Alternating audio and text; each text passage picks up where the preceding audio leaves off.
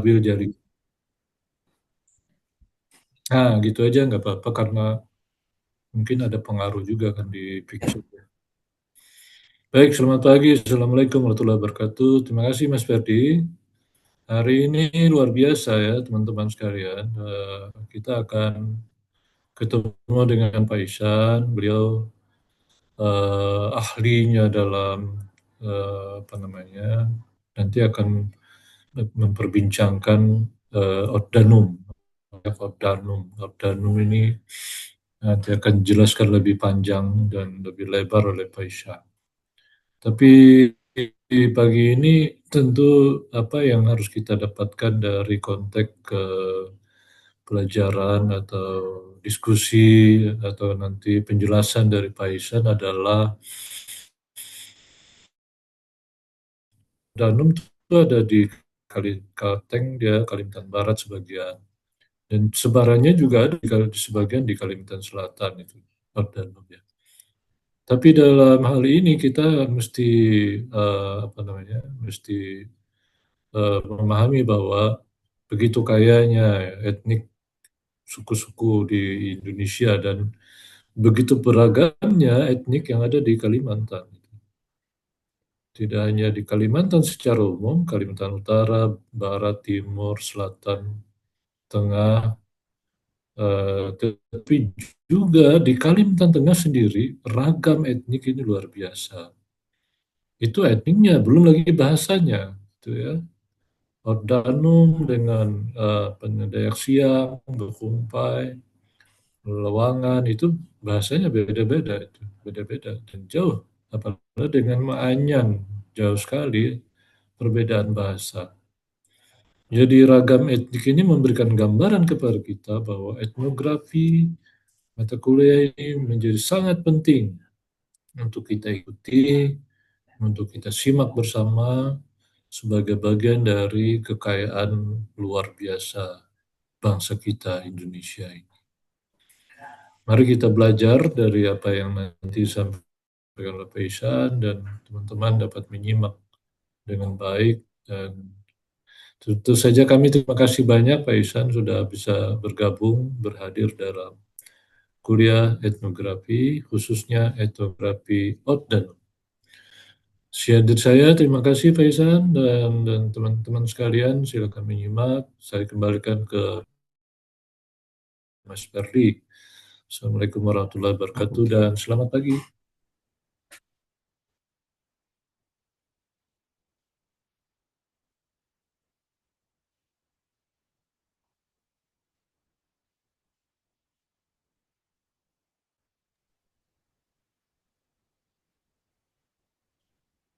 Mas Ferdi termute, Mas.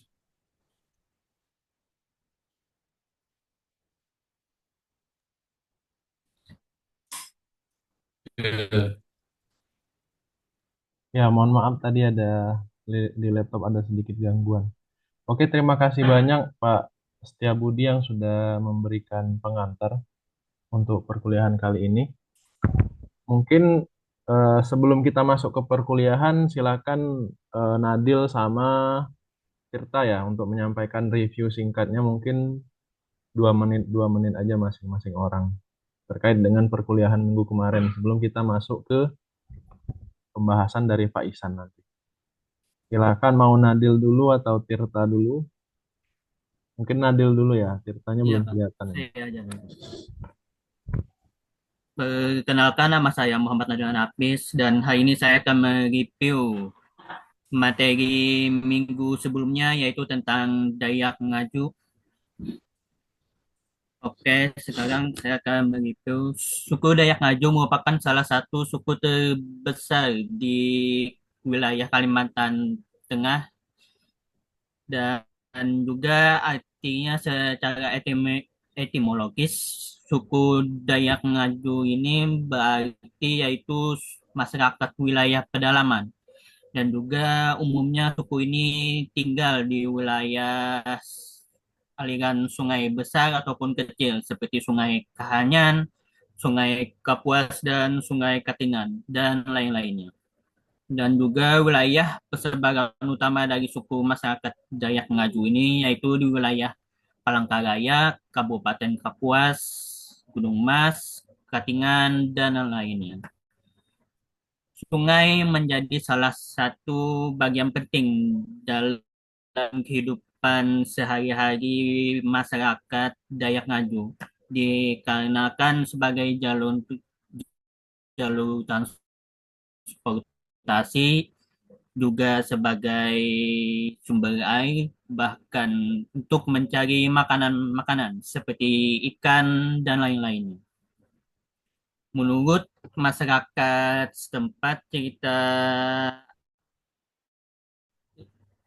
Dayak Ngaju ini awal mulanya itu berawal dari penciptaan batang garing. Disebutkan sebagai manusia pertama laki-laki dan perempuannya adalah Manyamei dan Putih.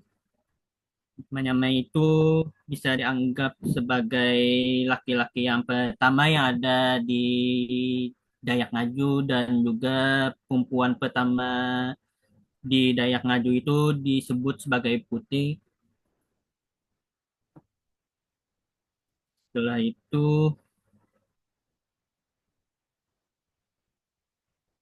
mereka melahirkan tiga orang anak yang bernama Maharaja Sangen, Maharaja Sangiang, dan Maharaja Bunu.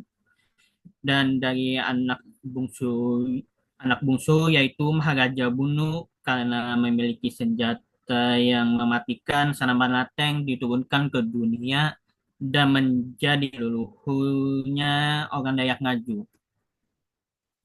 Kisah ini menjadi bagian penting dalam tradisi Dayak Ngaju dikarenakan sebagai simbol batang garing dan bugong enggang. Banyak dijumpai di dalam motif tikar, rotan, pakaian, ukiran, patung, dan seterusnya.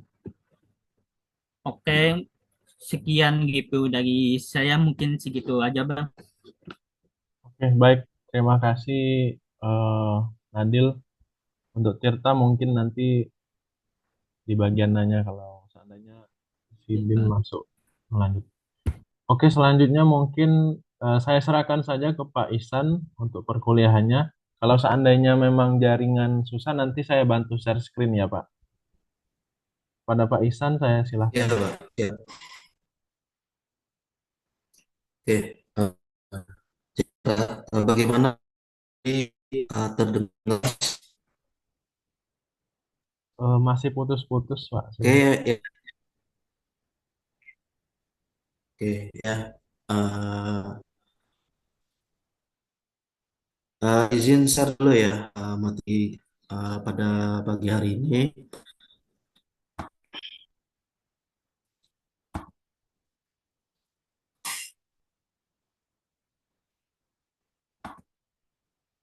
Ini Oh, saya ya. bantu share screen, Pak.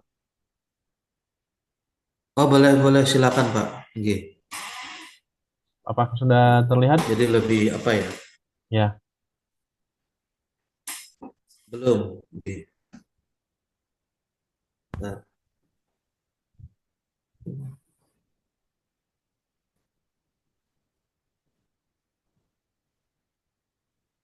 Terlihat, teman-teman? oke. Dapat terlihat Pak. Oke. Oke. Oke. Bisa di apa itu Pak? Diperlebar gitu. Bentar, Pak. Saya coba dulu.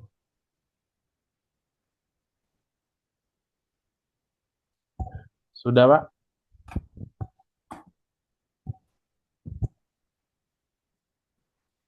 Oke.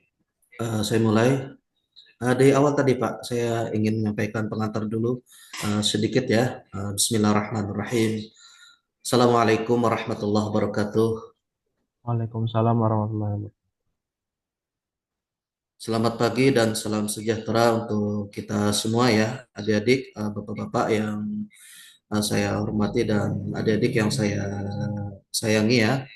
Alhamdulillah, marilah kita panjatkan puji dan syukur kehadirat Tuhan yang Maha Esa, karena atas rahmat dan karunia-Nya kita dapat berkumpul dalam kegiatan perkuliahan ya, yaitu dengan mata kuliah etnografi Dayak Ordanum. Nah, ini pada kesempatan ini ya saya merasa sangat senang ya dan juga terhormat dapat berbagi pengetahuan bersama adik-adik dan Bapak Ibu sekalian dalam mata kuliah ini ya, khususnya kehidupan masyarakat Dayak Ordanum ya. Ordanum ini kita tahu Dayak yang hidup di hulu sungai ya, di pedalaman ya, berbeda dengan Dayak Ngaju ya. Kalau Dayak Ngaju itu di hilir sungai atau di sungai-sungai besar gitu ya. Nah, ini kajian etnografi pada dasarnya bukan hanya mempelajari kebudayaan sebagai suatu pengetahuan ya, adik-adik ya, tapi juga kita berupaya memahami cara pandang suatu masyarakat terhadap alam, kehidupan sosial, serta dunia spiritual yang masyarakat Dayak Danum yakini ya. Nah, oleh karena itu ya, melalui pertemuan ini kita akan mencoba mereview sistem, nilai, tradisi, dan kearifan lokalnya yang telah diwariskan secara turun-temurun. Ya, harapannya melalui diskusi kita hari ini ya tidak hanya pengetahuan baru yang adik-adik dapatkan ya, tapi juga kita menumbuhkan akademik yang menghargai keberagaman budaya sebagai bagian dari kekayaan antropologis Indonesia. Baik, untuk memulai pembahasan kita hari ini, terlebih dahulu kita akan melihat ya gambaran umum ya mengenai siapa sebenarnya masyarakat Ordanum ya. Ya, sebetulnya saya ini datuk saya itu Ordanum ya, kakek saya itu Dayak Kaju ya, ibu saya asli Palangkaraya ya, saya lahir Palangkaraya. Memang datuk kami berasal dari Hulu ya, daerah apa ini Kapuas Hulu gitu ya. Jadi saya sendiri sangat bersyukur ya karena apa ini bisa menyampaikan materi yang mungkin saya bisa sampaikan ya. Oke. Di slide kedua Bapak masih G. Pada bagian apa tadi? Tujuan pembelajaran Pak ya. Oke.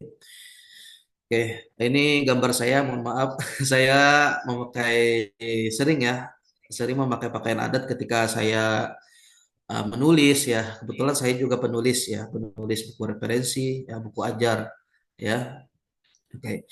Pada bagian awal ini kita akan melihat terlebih dahulu tujuan pembelajaran dari materi etnografi yang kita bahas hari ini, khususnya mengenai masyarakat Dayak Ordanum ya. Tujuan pertama ya, di sini agar adik-adik mampu memahami latar belakang sejarah gitu ya, masyarakat Ordanum. Hal ini penting karena setiap kebudayaan selalu terbentuk melalui proses sejarah yang panjang ya, baik melalui interaksi dengan lingkungan alam maupun dengan kelompok masyarakat ya tentunya ya adik-adik ya. Kita tahu masyarakat Ordanum ini masyarakat yang terisolir, artinya tuh mengenal dunia luar itu jarang sekali ya, berbeda dengan Dayak Ngaju ya.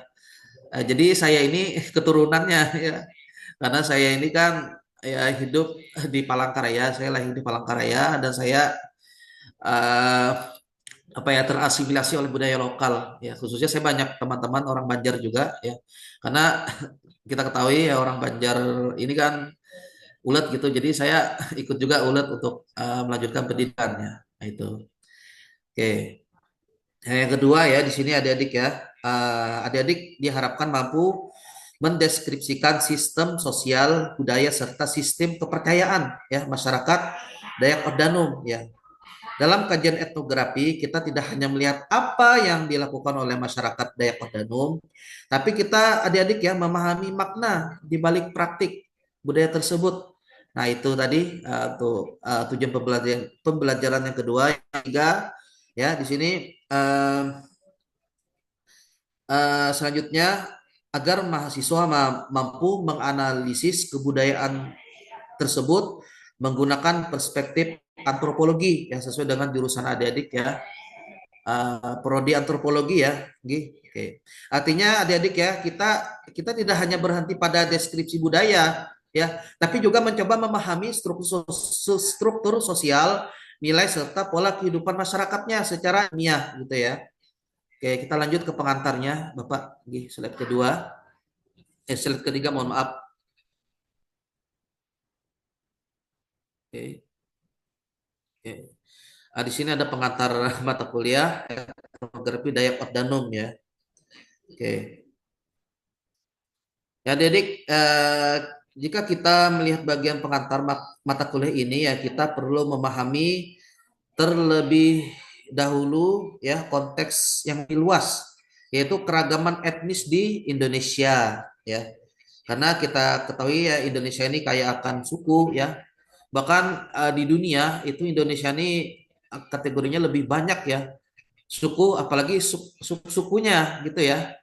Ya, khususnya di Kalimantan Selatan ya, saya di sini ya, ada suku Dayak Maanyan, Dayak Meratus, Dayak Halong yang ada di Balangan ya.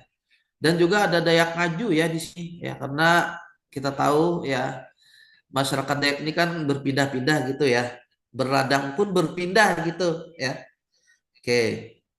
Ya, di wilayah Kalimantan ya, istilah Dayak ini sering digunakan untuk menyebut kelompok masyarakat adat yang tinggal di wilayah pedalaman. Nah, kita tahu Dayak itu asal usulnya Belanda yang memberikan nama ya, pasca apa ini perjanjian Tumbang Anoy, perjanjian damai seluruh suku Dayak yang ada di Kalimantan. Nah, itu Tumbang Anoy itu tahun 1890 ya. Kalau tidak salah ya, adik-adik ya. Namun penting dipahami bahwa Dayak bukanlah satu suku tunggal melainkan adik-adik ya, kelompok besar yang terdiri dari beberapa subetnis ya. Nah, kita tahu bahasa di Kalimantan Tengah dengan Kalimantan Timur itu berbeda ya. Bahkan di Kalimantan Barat berbeda juga ya, karena itu masing-masing suku etnis ya Dayaknya ya. Nah, oke. Salah satu subetnis Dayak tersebut ya kita akan membahas lebih kerucut ya. Dayak Ut Danum. Nah, ini secara geografis ya mereka banyak tinggal di wilayah Hulu. Nah, tahu Hulu? Mungkin kalau di Balangan ini kan ada namanya sebutannya Dayak Meratus atau Dayak di pegunungan atau di apa ya sebutannya Desa Juhu. Nah, kalau di tempat kami di Balangan ini Desa Juhu ya itu desa di Kalimantan Selatan di tengah gunung ya. Nah, kalau di Kalteng ya di Kalimantan Tengah itu yang saya tahu itu Seruyan ya, Seruyan, Sukamara ya. Itu yang mendiaminya yaitu ya masyarakat Dayak Ordanum ya. Itu secara geografis ya ini tadi hulu sungai ini kan kita tahu sungainya kecil gitu ya, airnya jernih ya berbeda dengan sungai besar ya hilir sungai yang mana itu tempat berdiamnya orang Dayak Ngaju ya. Jadi ada perbedaan adik-adik ya walaupun bahasanya sama, tempat tinggalnya berbeda dengan Dayak Ngaju, Dayak Ordanum. Sedangkan Ordanum itu di hulu sungai. Nah, secara harfiah ya itu tadi orang yang tinggal di hulu sungai. Nah, adik hal ini menunjukkan bahwa identitas budaya mereka sangat erat kaitannya dengan lingkungan sungai dan hutan tropis ya. Yang kemudian membentuk pola kehidupan sistem ekonomi serta sistem kepercayaan masyarakatnya. Ya, kita tahu ya di Kalimantan Tengah itu Hindu Kaharingan ya. Nah, itu. Ibu saya ya masih separuh ya Kaharingan ya. Islamnya ya itu tadi karena masih mempertahankan identitas dan mempertahankan adat ya. Hal-hal spiritual seperti itu terus dilakukan ya oleh orang tua saya. Bahkan orang tua saya ketika sakit itu tidak ke dokter ya, ke Basir Balian ya itu. Karena pernah ke dokter ibu saya itu pernah berobat itu di rumah sakit itu sudah 1 minggu nggak ada perkembangan ya. Jadi kata julak saya itu bahwa ibu saya ini ada inguan artinya. Inguan itu buaya ya gitu ya. Jadi buaya ini tidak dikasih makan. Ya tentu ya itu. Karena di di wilayah Kalimantan Tengah ini kan ada kontaknya dengan hewan-hewan ya seperti itu ya. Dan ketika dilaksanakan ditunaikan hajatnya itu alhamdulillah penyakit ibu saya itu alhamdulillah sembuh gitu ya. Ya. Gitu makanya di luar penalaran gitu ya. Oke. Nah, ini ada adik-adik ya. Kalau adik-adik bisa menjawab di sini, saya akan apa ya mengulang ya. Menurut adik-adik, mengapa masyarakat yang tinggal di hulu sungai biasanya memiliki hubungan yang sangat kuat dengan alam? Ada yang bisa menjawab? Ya, adik-adik mungkin jawaban yang singkat ya, bisa angkat tangannya. Oke, saya ulangi. Menurut adik-adik, mengapa masyarakat Dayak Utanu yang tinggal di hulu sungai biasanya memiliki hubungan yang sangat kuat dengan alam? Apakah dari segi sosialnya maupun spiritualnya gitu? Mungkin ada yang bisa ya menjawab sepatah atau dua kata ya. Sebelum saya lanjutkan ke slide berikutnya gitu. Silahkan langsung aja. Oke, Gih. Bisa dilanjutkan Bapak Ferdi di slide berikutnya. Mungkin dari teman-teman, silakan ada yang mungkin mau berpendapat terkait pertanyaan Pak Isan tadi.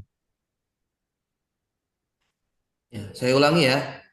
Mengapa masyarakat Udanum yang tinggal di hulu sungai biasanya memiliki hubungan yang sangat kuat dengan alam? Yo, apa mungkin dengan adanya apa ini teori kosmologi alam atas, alam tengah dan alam bawah gitu. Karena masyarakat ini kan Dekodanum ini sangat mempertahankan jadi setiap membuka ladang sesajen atau uh, apa yang namanya itu ritual-ritual yang harus dipenuhi gitu. Kalau tidak ya nah ini ibu saya ini uh, mencoba untuk ya membuka lahan ladang ya tapi itu karena lupa jadi sakit itu ya. Nah, jadi itu karena tidak izin dengan leluhur di tempat tempat tersebut gitu. Oke. Kalau tidak ada saya lanjutkan. Saya ingin menjawab, Silakan Mbak menurut Nadia. saya karena masyarakat Dayak di hulu sungai itu dekat dengan alam, karena alam adalah sumber daya utama kehidupan mereka. Terus hutan dan sungai juga menyediakan pangan, kayak berburu menangkap ikan, meramu, terus bahan bangunan, kayu, rotan, dan obat-obatan. Selain itu, alam juga merupakan inti dari identitas spiritual mereka, tempat roh leluhur penjaga alam bersemayam gitu, menurut saya. Oke, Mbak Nadia asli mana Mbak? Banjarmasin. Oh Banjar, saya kira Dayak Mbak ya. Oke, terima kasih Mbak. Ih, mungkin itu Pak Ferdi cukup ya. Atau yang lain bisa ada sanggahan atau penambahan ya. Silakan boleh.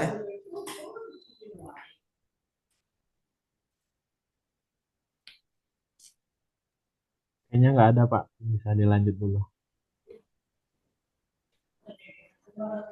Berarti nggak ada Pak ya. Oke, Oke. Bisa dilanjut Pak di slide berikutnya.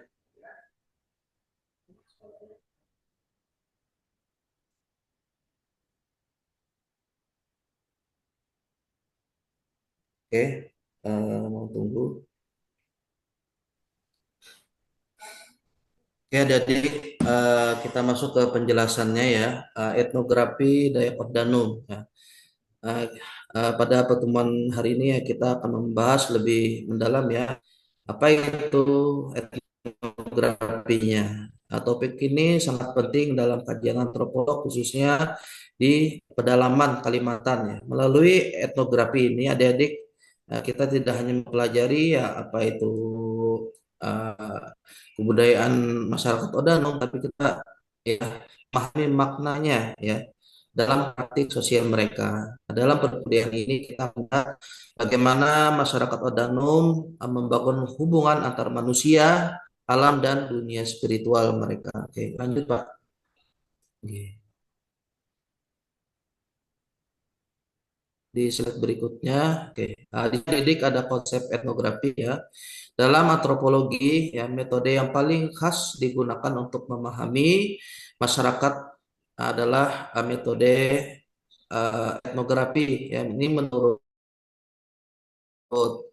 ahli ya. Etnografi ini upaya memahami, artinya kan peneliti tidak hanya mencatat saja ya perilaku mereka, tapi memahami cara berpikirnya.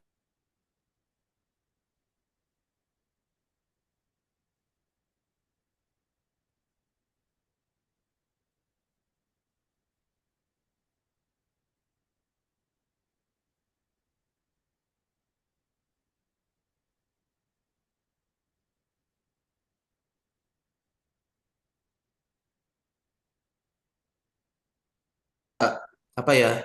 Ada keinginan, ada wawancara juga, dan ada observasi partisipatif ya.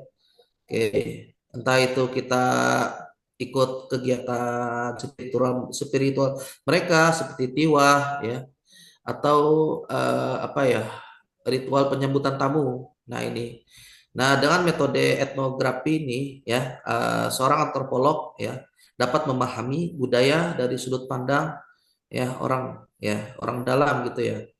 Nah ini, bahkan saya pun di pendidikan pun ada juga ya metode kualitatif namanya, yaitu etnografi. Nah, di sini jadi tidak hanya kita memberikan materi kepada siswa sekolah dasar, tapi kita ada partisipasinya ya. Kita ajak mereka bersih-bersih kelas ya, atau piket Jumat bersih gitu ya. Oke, karena saya ini backgroundnya pendidikan sekolah dasar. Jadi untuk PPT ya saya banyak gambar, nanti gambar yang akan saya lihat akan saya sampaikan dan penjelasannya juga. Oke, lagi Bapak dilanjut dengan slide berikutnya. Oke, adik-adik, ya, kita ketahui bersama persebaran Dayak Ordanum ini tidak hanya di Kalteng saja, tapi di Kalimantan Barat, ya, khususnya di daerah pegunungan. Nah itu, ya, pegunungan itu kita tahu airnya jernih, ya, bersih, ya, dan di sana banyak kandungan emas, ya. Nah itu, makanya apa ya, masyarakat Dayak Hulu, ya, Dayak Ordanum ini pekerjaan mereka itu mendulang ya, mendulang emas. Ada juga mungkin yang mereka bermigrasi ya ke daerah hilir itu, menangkap ikan ya, apalagi bisa juga berdagang ya, karena kakak mama saya itu dagang juga ya, itu di di Marabahan itu. Jadi keluarga saya ada di Marabahan, di Kapos, di Palangkaraya. Saya sendiri yang merantau ya dari Kalteng ke Balangan gitu ya.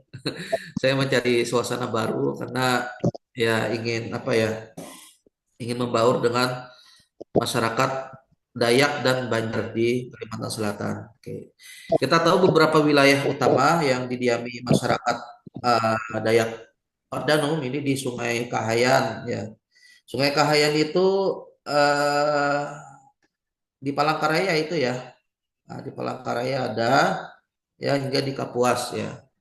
Oke, Sungai Barito nih sungai yang sangat luas adik-adik. Ada Sungai Kapuas ya. Wilayah ini merupakan kawasan secara ekologis didominasi oleh hutan dan tropis. Nah, ini yang banyak kayu ulin ya. Nah, itu. Oke. Karena kayu ulin itu bahan baku untuk mendirikan tempat tinggal ya. Tempat tinggal yang kita tahu kan rumah betang ya. Ya. Gitu. Kalau di Ordanum itu rumah panjang ya. Nah, itu adik-adik. Dilanjut Bapak, eh, di slide berikutnya. Sungai Barito ya. Karena persebarannya ya, dari datuk saya ke saya, bahkan Angah, Gulu, Julak dan Amang itu menyebar sudah ya. Ada yang tinggal di Marabahan ya. Nah, di sini ya saat ini ya keluarga saya itu ada yang berkebun sawit, ada yang jadi ini jualan ikan, bahkan berhuma ya sebutnya. Nah itu di sini ya karena jalur transportasi ya dagang, jadi di Sungai Barito ini, bahkan ya sampai sekarang ya tongkang batu bara pun melewatinya gitu ya. Oke lanjut Pak.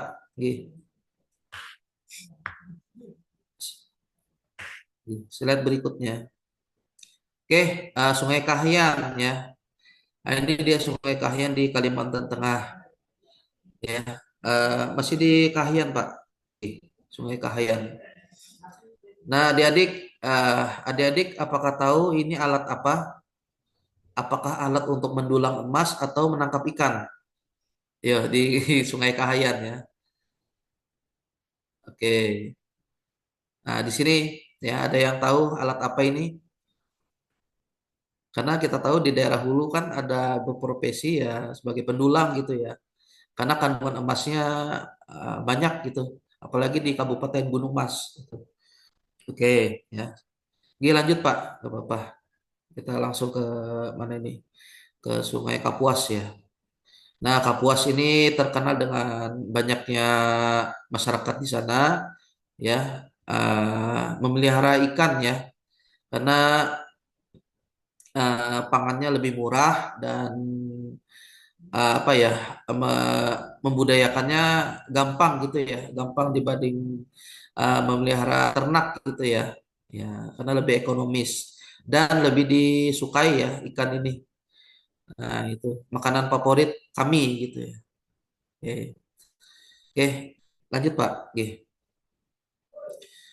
Oke, adik-adik, kita masuk ke kehidupan masyarakat Dayak Utdanum. Nah, di sini secara tradisional ya, adik-adik ya, masyarakat Utdanum ini sistemnya ya, sistem ekonomi berbasis alam ya, ya berbasis alam. Jadi beberapa kegiatan utama mereka, nah, ya, yang pertama ladang berpindah ya. Nah ini ladang berpindah untuk pembukaan lahan itu sebelum lahan dibuka itu ada ritual-ritual yang harus dilaksanakan ya. Oke. Nah dan juga eh, cara membuka lahan itu ya tidak apa ya tidak banyak itu ya. Jadi perhatikan juga keseimbangan ekosistem ya. Ya kalau membuka lahan sebanyak-banyaknya nanti kasihan orang-orang hutan ada burung enggang ya terancam. Jadi ladang ini di kami itu uh, apa ya sesuai aturan dari tetua adat ya. Oke. Jadi tidak sembarangan membuka lahan ya. Ya ini. Kadang di tempat ini 6 bulan dipakai, nanti pindah lagi kami ya. Ada tuh saya pindah ke ladang berikutnya gitu ya. Nah ini. Oke, berburu ya. Berburu kita tahu eh, masyarakat Udanum ya ini selalu ditemani oleh mohon maaf ya anjing ya anjing untuk berburu ya jadi tidak hanya supit hanya tombak tidak hanya mandau tapi ada teman berburu yaitu anjing ya makanya kita tahu ya masyarakat Dayak itu kalau kita observasi ya pasti mereka ya memelihara hewan tersebut ya itu dan juga nih bapak saya itu di Marabahan yaitu kebun sawit ya. Bapak saya itu memelihara anjing ya karena untuk menjaga ladang juga. Oke. Nah, berburu dan di sini ada lagi meramu hasil hutan. Nah, yang kita tahu adik-adik meramu hasil hutan ini kan yang sering dipakai masyarakatnya apa ini? Eh, apa ya? Bahan baku rotan gitu ya. Nah, rotan itu kan tanaman yang berduri gitu ya. Kalau diramu hasilnya bagus ya. Ya, oke. Nanti akan ditampilkan juga hasil dari meramu hasil hutan yaitu rotan. Nah, ini menangkap ikan ya di sungai ya. Ya, kita tahu masyarakat Dayak Udanum ini uh, itu pagi dan malam ya menangkap ikan ya. Kebanyakan memang malam ya. Kalau pagi kan berladang ya, berhuma. Tapi di keluarga saya itu di malam hari. Ya kan di malam hari ini kan ikannya besar-besar ya. Oke, saya juga hobi mancing juga ya adik-adik ya. Sampai sekarang mancing. Ya kalau kalau hari libur ya saya pulang kampung ke Palangkaraya ya. Oke. Nah, jarang saya ke tempat datu di daerah Hulu itu ya. Di apa itu? Di Gunung Mas di Seruyan itu. Saya jarang ke sana karena di sana kan kita tahu medan jalannya tidak mendukung ya. Dan harus ya jalan kaki ya ke dalam itu. Jadi kalau pakai motor itu motornya ya nggak bisa jalan apalagi metik ya adik-adik ya. Misalnya nih adik-adik ingin penelitian ya. Kalau ke daerah pedalaman itu jangan pakai metik ya. Pakai kendaraan uh, bebek atau kendaraan bergigi. Jadi itu lebih kuat ya. Atau kendaraan trail gitu ya. Nah, itu perlu ya, kalaupun adik-adik ingin penelitian di sana nanti ya di daerah pedalaman ya itu. Oke. Nah, yang terakhir ini mendulang emas karena ini ya orang Hulu, orang Ordanum ini ya kebanyakan mayoritas mereka itu mendulang emas ya karena daerah gunung kan banyak kandungan emasnya.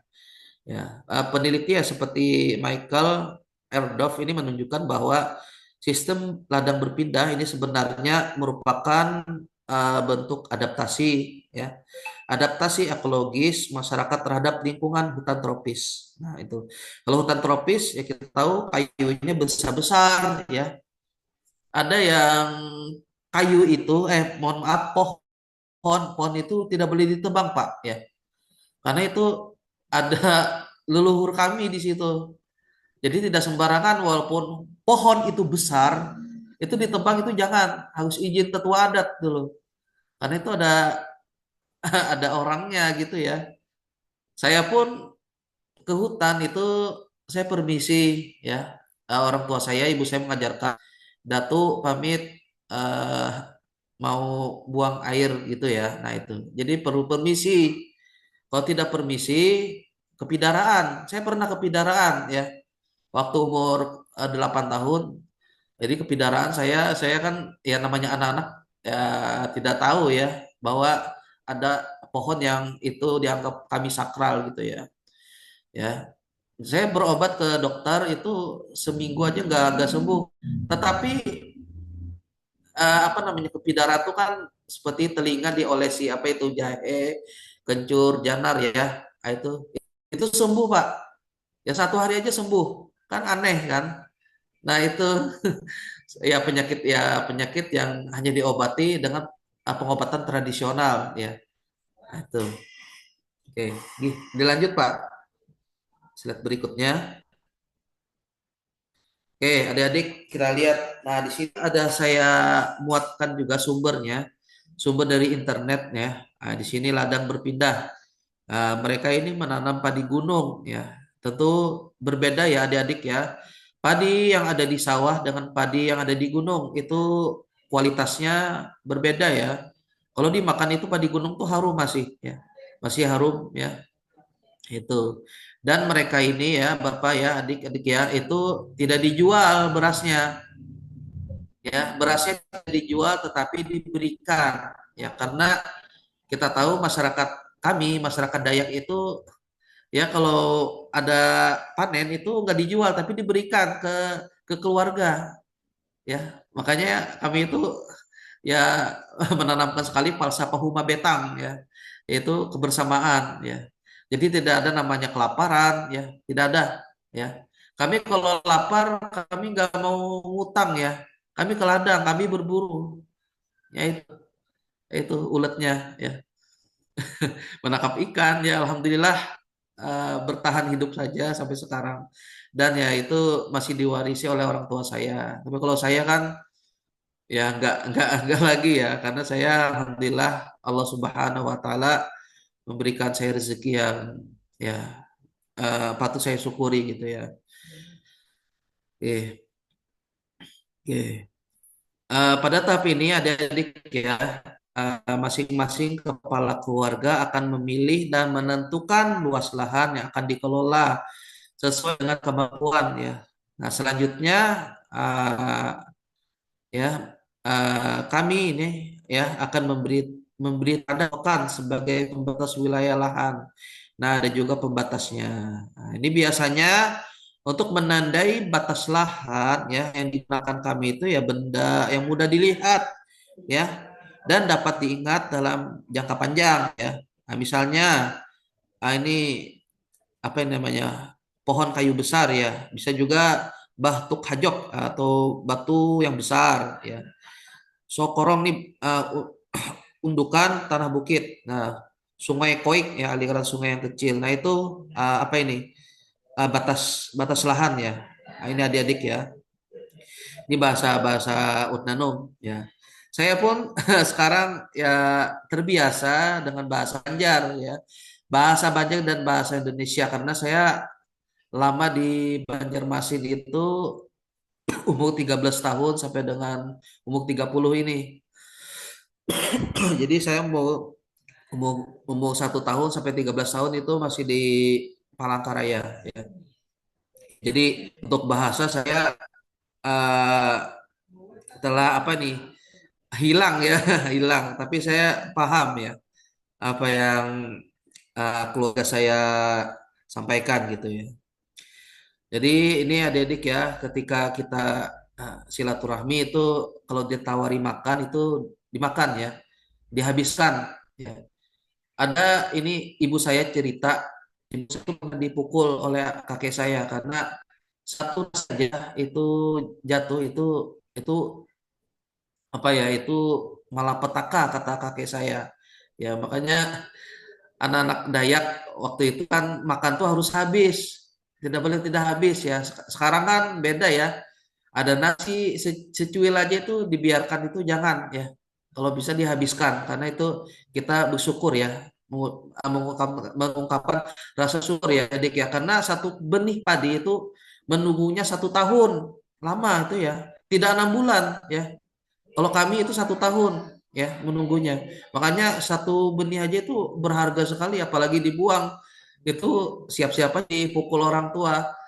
Kan orang tua saya kan ya itu keras juga gitu ya. Mendidik ya beda dengan orang tua sekarang. Kalau saya kan sudah jadi orang tua ya beda ya. Oke. Oke, Bapak boleh dilanjut, Pak. Oke. Nah, ini yang saya maksud ya adik-adik ya. Meramu hasil hutan. Nah, kita tahu ya, bahkan kopiah itu kan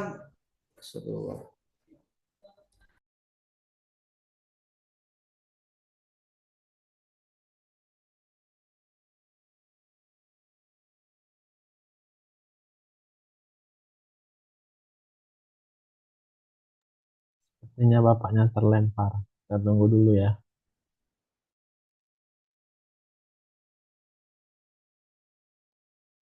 Harap maklum teman-teman. Didin tinggalnya di daerah gunung soalnya.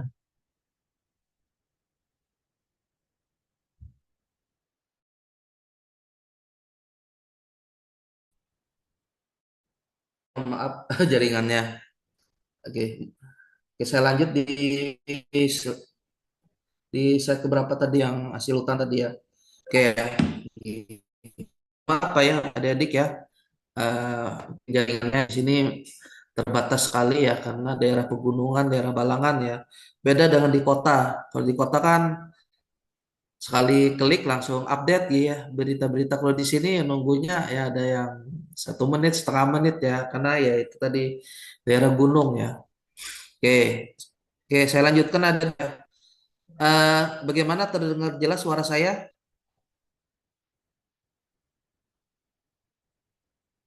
Oke ya, Udah, Pak. saya lanjutkan. Yang di oke siap. Oke. Di sini yang dipegang oleh ini namanya amang ya. Kalau saya panggil tuh amang ya.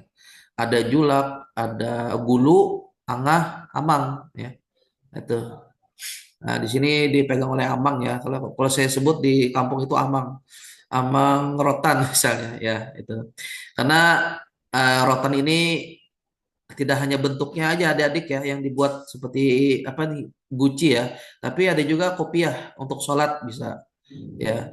Dan perlu diketahui ya kami ini kan katanya orang Dayak itu kan ada taring ya, taring buaya, tengkorak monyet itu nggak ada ya.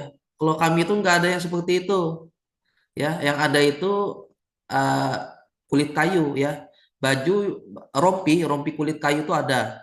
Dan anyaman rotan itu aja, nggak ada yang taring buaya, taring taring apa, taring macan tuh nggak ada. Itu suku Dayak di lain ya, di Kaltim atau di Kalbar itu ada ya.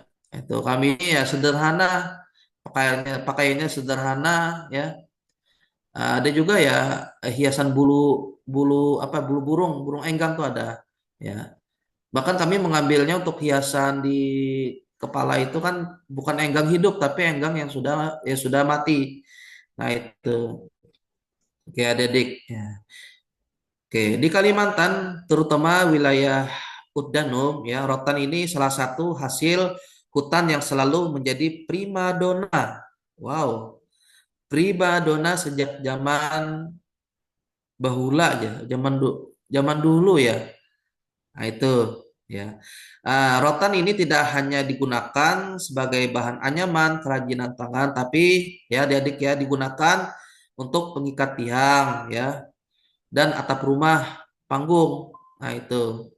Sebab adik-adik ya, rotan ini dibudidayakan secara tradisional tumbuh terpelihara di kawasan hutan. Nah, ini.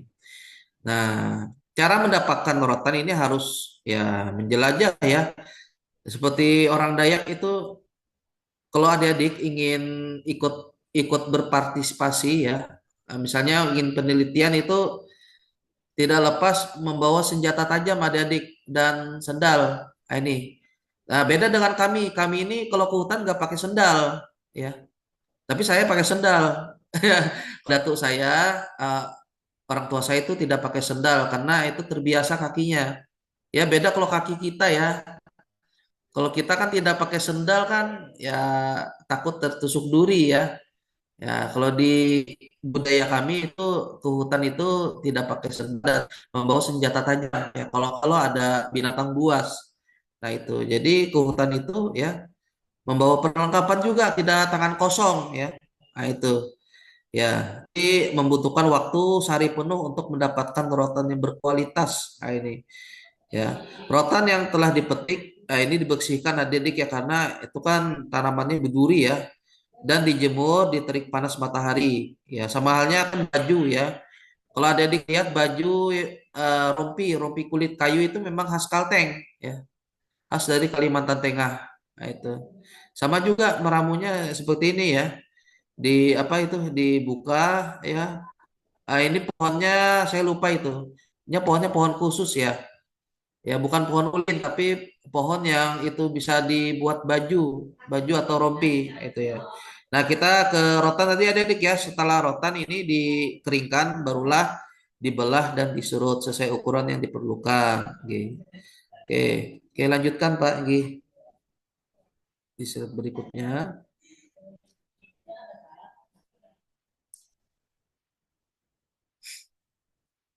Oke, ya ini saya ambil dari sumber apa ini internet ya.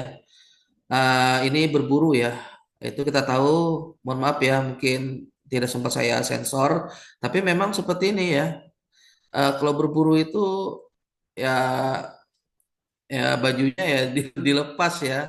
Itu memang kebiasaan kebiasaan kami ya di sana ya. Kalau berburu itu ya bawa bawa tas dan bawa senjata itu. Nah, sejak zaman nenek moyang ini jauh sebelum Indonesia merdeka ya adik ya. Suku Danum ini ya khususnya di Kalimantan Barat ya melakukan kegiatan berburu hewan ya di hutan belantara ya untuk ya sumber pakan ya karena ya kita tahu makanan orang Dayak di sana kan ada yang makanan yang non halal yaitu nah itu. Oke. Suku Dayak Odanum ini alam terbuka bersama hewan dan tumbuhan ya. Lingkungan ya sekitar ya ini menjadi sumber pangan dan kehidupan adik-adik ya. Maka tak heran ya jika hingga kini ya, mereka masih melestarikan tradisi berburu. Nah, alat yang digunakan ini masih sederhana adik-adik ya. Ya, apa ini? Tumbak kalau dulu itu kan dohong namanya. Kalau dohong itu sekarang tidak digunakan, tetapi sebagai senjata pusaka. Nah, dohong itu saya punya dohong di rumah. Itu saya apa ya? Itu dipakai ibu saya untuk kegiatan apa yang menaruh sesajen itu tiap malam Jumat itu rutin. Ya, ibu saya itu kalau ada hajat dia ya menyiapkan ayam kampung ya, ayam kampung sebijian ya. Dan juga ketan. Ketan itu warna kuning. Di atasnya telur bebek. Nah, telur bebeknya jangan dikuyak ya. Isinya itu diutuhkan aja dan direbus. Nah, itu untuk persembahan ya namanya apa ya ritual ya tetap dipertahankan hingga sampai saat ini itu. Kalau ada hajat aja, hajat terkabul misalkan ya dapat apa ya eh, panennya misalkan panen di perumahan ini ritualnya ya suka gitu ya. Nah, itu oke. Ini oke kita masuk ke konteks ini dulu ya adik ya. Dalam berburu ini ada tekniknya ya yang dipakai itu kan ada sumpit dan sebagainya. Oke. Oke, kita lanjutkan ke mana tadi. Ini tadi cara-cara yang digunakan ini harus dipertimbangkan ya, tidak hanya lihat lihat apa ya lihat hewan lalu dibunuh tidak, tapi kita dipilih dulu, kita jangan kita habiskan karena itu tidak boleh serakah ya. Kita dengan alam itu kan saling menjaga ya, ya agar alam itu tidak marah dengan kita gitu. Oke, kita lihat adik ini menangkap ikan di sungai. Nah ini ikannya ya ikan apa ini ikan lele ya, ikan apa. Nah ini sumbernya ada tuh.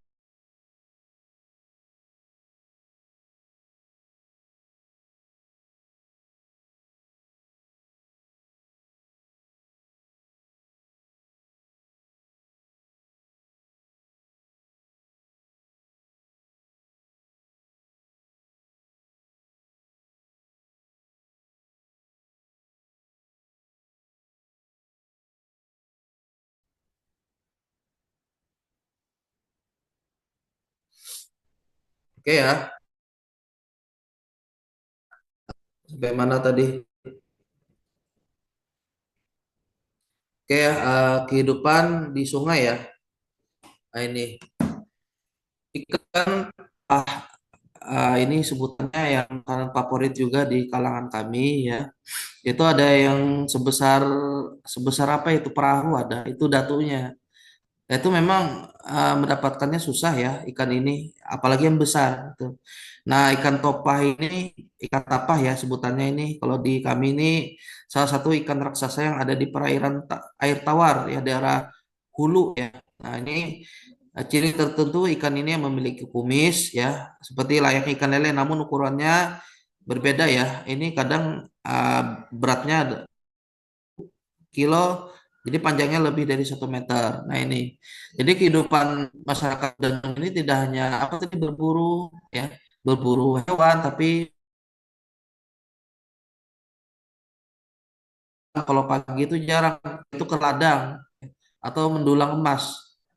Nah itu, karena ikan tapah ini kan uh, apa ya, dia itu apa ya beroperasinya itu malam ya.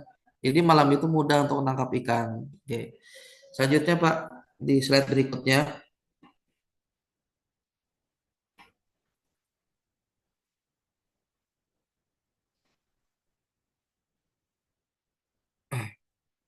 Oke, slide berikutnya Pak. Oke. Nah ini mendulang emas ya, karena ini adalah mata pencaharian utama yang mendulang emas tadi. Nah tadi bisa klik videonya ini, video ini aken saya tuh keponakan ya, keponakan saya pergi mendulang gitu. Itu ada videonya, nanti klik aja ya. Oke, nanti aja ya. Oke, selanjutnya Pak, kita lanjutkan slide berikutnya. Oke.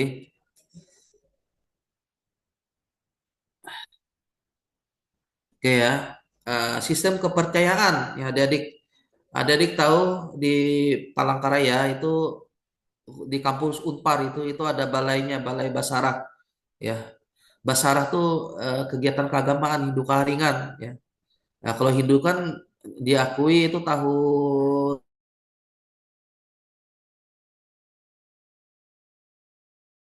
itu tuh, yang saya tahu dulunya masyarakat Dayak itu mayoritasnya itu ya agama hidup ya. Kalau disebut Batang Garing ya. Nah, itu Tuhannya Ranjing Hatala. Itu secara kosmologi itu alam atas itu ya, alam pencipta. Nah, sebagai masyarakat ini ya, khususnya masyarakat Puhuluan ya yang menganut kepercayaan tradisional yang dikenal ya keharingan ya. Nah, kepercayaan ini mengatakan keseimbangan antara manusia, roh, leluhur, alam semesta itu.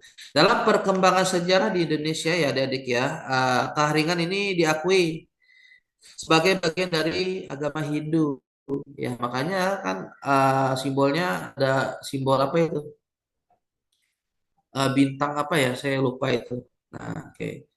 Boleh lanjut, Pak. Oke.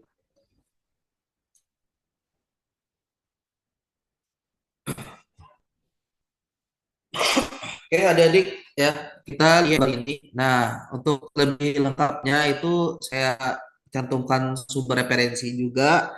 Bisa ada klik nanti di wordpress.com Hindu Kahringan ya. Ini saya garis besar saja ya. Sistem kepercayaan masyarakat ya hingga saat ini ya. Alhamdulillah saya ini umur 13 tahun sudah memeluk Islam lebih apa ya, lebih ya alhamdulillah tidak bercampur dengan keyakinan lain ya. Kalau ibu saya masih ya ibu, kalau saya dengan bapak saya yang Islam sesungguhnya gitu ya. Jadi tidak melakukan ritual lagi ya. Nah, itu. Jadi memang ya karena orang tua ini kan ada yang terasimilasi oleh budaya luar dan ada yang tetap mempertahankannya. Ya, jadi ibu dan bapak saya itu beda ya. Saya condong ikut ke bapak ya. Bapak saya kan Islam ya. Jadi saya tidak terlalu ya mengikuti apa ya keyakinan ibu saya. Walaupun ibu saya itu masih ada bercampur keyakinan dengan keharingan. Ya. Oke. Keharingan ini merupakan religi religi suku atau kepercayaan tradisional suku Dayak khususnya di Kalimantan. Di Kalimantan ya. Jadi suku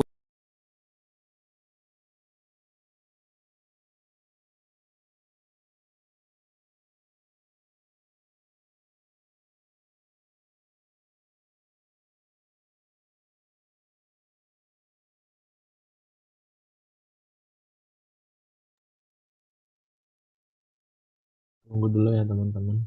Nanti PPT-nya di-share oke, juga. kita Ya, silakan Mbak. saya lanjutkan. Nggak apa-apa. Maaf ya Pak ya.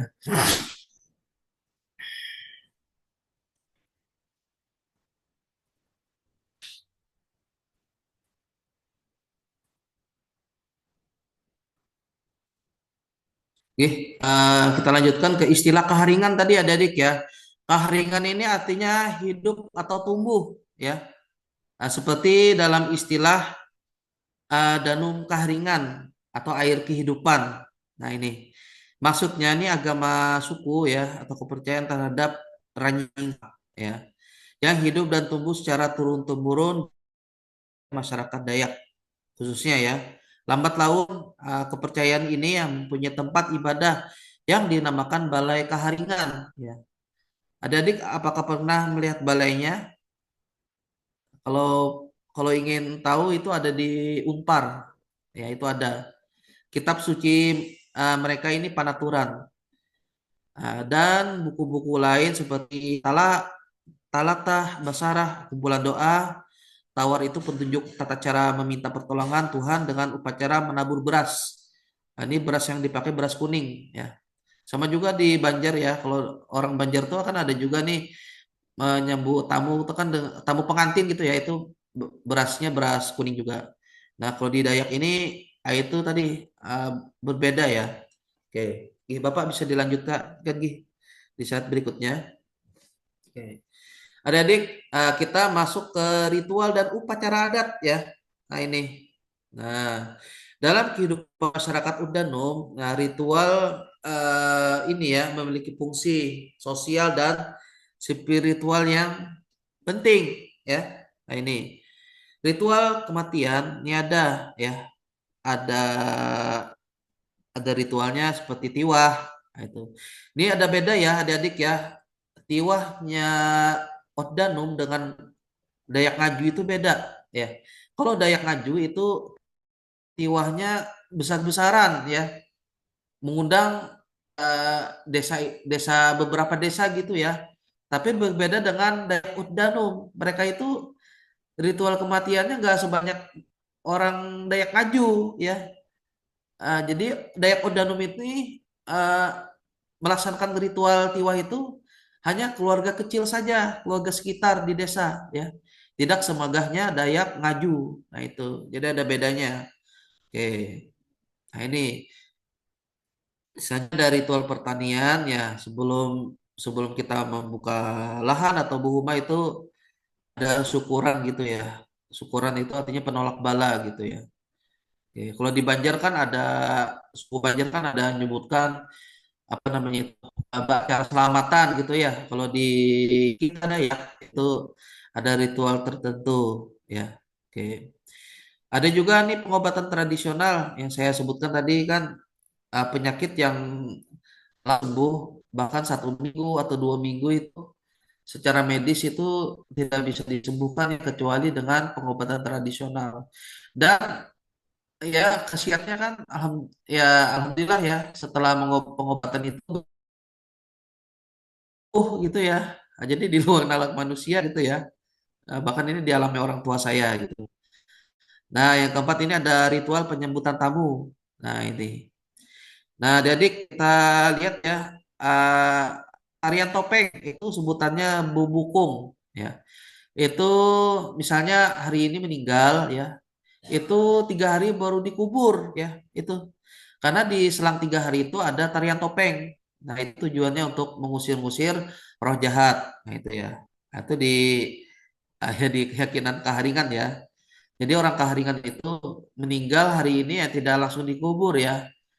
Ya di setidaknya paling lama itu 5 hari. Jadi ada ritualnya dulu ya itu. Nah, ritual ini tujuannya menjaga keseimbangan antara dunia manusia dan dunia roh. Nah, itu ya, Dedik. Oke, lanjutkan nih Pak di slide berikutnya. Oke, adik-adik ya. Ritual kematian ini upacara adat tiwah. Nah, ini beda ya. Ini Dayak Dayak Oddanum ya. Karena beda dengan Dayak Ngaju itu banyak ya. Orangnya banyak besar ya. Kalau Dayak Oddanum ini sederhana aja ya. Tidak semewah Dayak Ngaju untuk mengadakan upacara adat tiwah. Nah, tiwah tiwah itu dikenal Magah Salumpuk Liau Uluh Matei, adalah upacara kematian dalam agama Kaharingan ya, yang dilakukan oleh suku Dayak. Nah, ini Ngaju ya. Ada juga Dayak Oddanum. Nah, ini. Jadi apa ya, tampilannya lebih sederhananya itu Oddanum. Karena itu hanya keluarga dekat saja yang melaksanakannya. Jadi uh, suku Dayak lainnya di Kalimantan yang masih menganut agama Kaharingan ini ya, khususnya di Kalimantan Tengah ya. Uh, Kalau Kalimantan Selatan apa namanya ya? Mungkin ada adik tahu ya, pernah ke Loksado. Nah, di Loksado itu kan ada di kecamatan apa ya, Batangalai ada juga. Nah, ini itu. Jadi beda beda penyebutannya ya.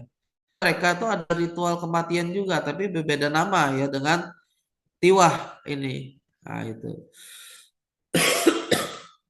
Upacara ini tujuannya ya untuk mengantarkan roh atau jiwa manusia yang telah meninggal. Nah, adik-adik ini ada juga di kampung kampung saya ya. Itu sudah 6 tahun tidak dikubur ya, menunggu dananya ya.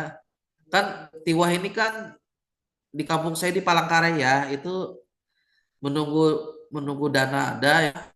Dananya itu mencapai 100 juta itu baru bisa ditahan. Ada juga yang didiamkan di rumah ya, tidak dimakamkan di bawah tanah gitu ya, tidak. Jadi ada masing-masing keluarga yang menginginkan ada yang di rumah saja hingga 6 tahun. Nah, itu lama sekali ya. Nah, itu.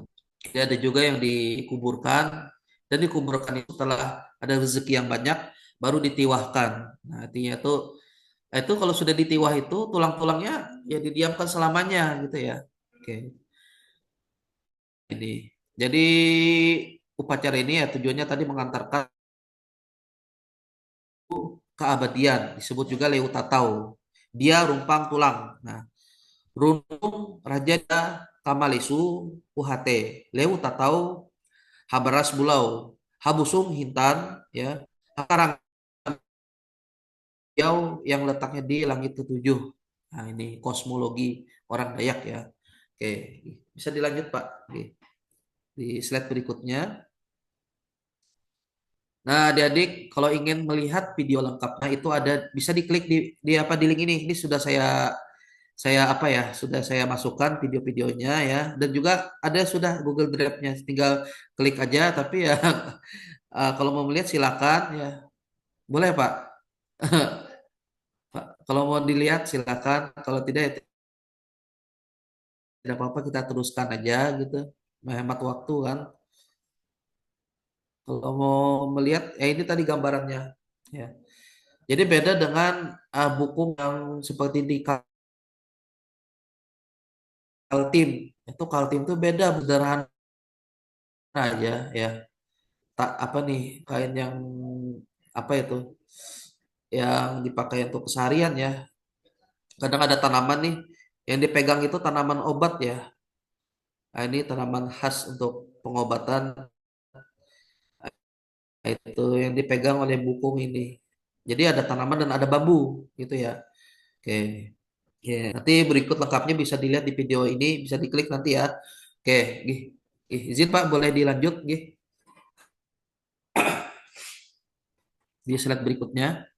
Ada dik, ya, buhuma atau apa ini? Membuka lahan harus apa nih? Ada ibadahnya, ibadah tuh ritual dulu. Kalau tidak ini hati-hati ya, itu ujar orang Bahari itu kepidaraan nanti hati-hati. Karena tidak berkah ya. Jadi agar padi itu berisi, kan kita tahu padi itu tidak semua yang ada isinya. Ya, kalau tidak ada adabnya itu banyak yang kosong, Pak. Pernah nih kejadian. Itu yang tidak ada adabnya langsung mendirikan apa nih? Langsung membuka ladang, langsung bertanam huma. Jadi hasilnya tuh padinya nggak ada yang isi. Sedikit saja yang ada isinya dan yang lainnya tuh nggak ada. Itu pernah terjadi, Pak. Jadi sebelum benang lebih baik ada ritual dulu. Nah, kalau ada ritual kan nantinya apa nih padi itu banyak diisi semua.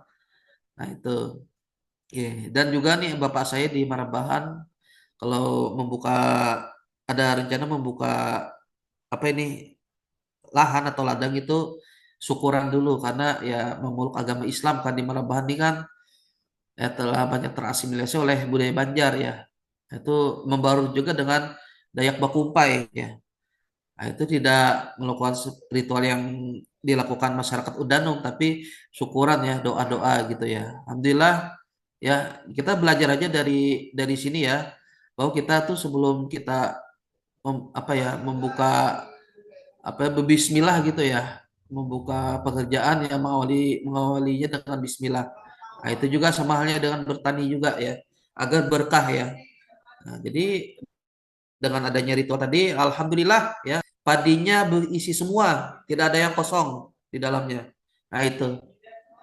Oke, adik-adik. Oke, saya jelaskan sedikit saja ya. Tradisi berladang ini telah menjadi bagian tak terpisahkan dari kehidupan suku Dayak ya, termasuk Danum yang bermukim di Kampung Meroboy ini. Ini ada di linknya, bisa diklik aja linknya, nanti ada di ya atau lengkapnya. Nah, ini di Kalbar ya.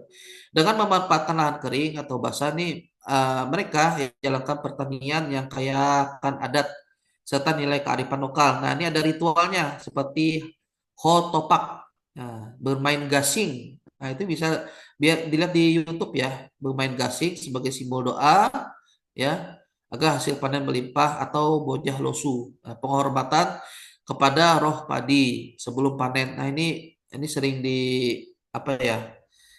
Diterapkan itu bojah losu ini ya. Karena beradab ke mana tuh, ke leluhurnya ya, ke leluhur padi ya. Nah, ritual-ritual ini mencerminkan penghormatan masyarakat terhadap alam dan hasil bumi. Nah, itu. Ya, jadi adik-adik jika ingin berladang ya, setidaknya berselamatan dulu lah, berdoa-doa gitu ya. Jangan langsung saja langsung tanam dan tidak ada ritualnya. Nanti kan ya, ini pernah kejadian itu padinya tidak ada isi, tapi ya sedikit aja yang berisi, tapi banyak yang kosong, puang tuh sebutannya. Nah, jadi dengan adanya ritual, alhamdulillah padinya berisi semua gitu. Alhamdulillah ini telah dialami oleh orang tua ya, orang tua saya. Alhamdulillah diisi semua karena ya syukuran tadi, syukuran sebelum beladang. Dilanjut Pak. Gih. Oke. Adik-adik, ini mohon maaf ya, ini saya di Kapuas itu kalau menyembuhkan orang itu dengan ini yang disediakan itu wadai, apa tadi, ketan ya, ayam kampung ya, kelapa ini apa ya, memang syarat-syaratnya Pak ya, adik-adik ya, syarat-syarat untuk apa ini, sembuhan gitu ya. Nah, ini balian adalah ritual penyembuhan atau pengobatan tradisional ya. Sejumlah masyarakat Dayak ini akan menggelar ritual ya, ya, semalaman yang dipimpin, kalau di Oddanum itu dukun ya, penyebutannya dukun. Kalau di Ngaju itu basir balian ya. Nah, itu. Nah, ini. Nah, itu ya. Basir balian ini memimpin bacaan mantra, tata cara pengobatan hingga memberi ramuan dari alam. Ini biasanya ini sakit yang diderita lebih parah, bahkan minggu-minggu ini pernah dialami ibu saya ya. Ke dokter sudah minum obat berapa kali ya, tapi malah melakukan seperti ini besoknya sembuh. Nah, itu ya. Nah, mungkin ya ada kontrak dengan ya, datu saya kan ada kontrak dengan buaya ya, buaya keramat ya. Dan itu kalau tidak dipenuhi maka ya badan ini sakit-sakit gitu ya. Nah, kalau sudah dipenuhi ya seperti ini tadi ya, kita sediakan pisang apa tadi, ketan ya. Itu alhamdulillah ya, itu ya namanya pengobatan tradisional ini kan, kalau kita pikir secara akademis itu itu di luar akademis ya, karena memang kalau sakit itu ya ke dokter tadi, tapi ini beda ya. Oke, oke, Gih, bisa dilanjut Gih Pak di slide berikutnya. Adik-adik, di sini ada ritual penyambutan tamu yang disebut hopong. Nah, hopong ini dibuat oleh masyarakat Dayak Udam pada saat menyambut orang baru atau pendatang ya, atau uh, ingin menikah gitu ya. Misalnya nih, mungkin adik-adik dari suku Banjar ingin ya mengambil pasangan orang Dayak Udanom, jadi mereka itu ada ritual penyambutannya ya, karena di luar suku tadi ya. Nah, itu jadi seperti ini. Nah, gambarannya adik-adik ya. Ya. Seperti pada saat menyambut rombongan tamu pemerintahan ini bisa ya, yang akan berkunjung menyambut rombongan mempelai. Ini pernikahan adat ya. Kalau saya nih nggak pernah nikah adat ya, tapi nikah nikah anu aja, nikah agak nikah negara ya, karena itu dikhususkan untuk yang beragama keharingan. Kalau saya sudah Islam, jadi saya nggak ada nikah adat lagi. Oke, nggak ada yang seperti ini ya. Oke.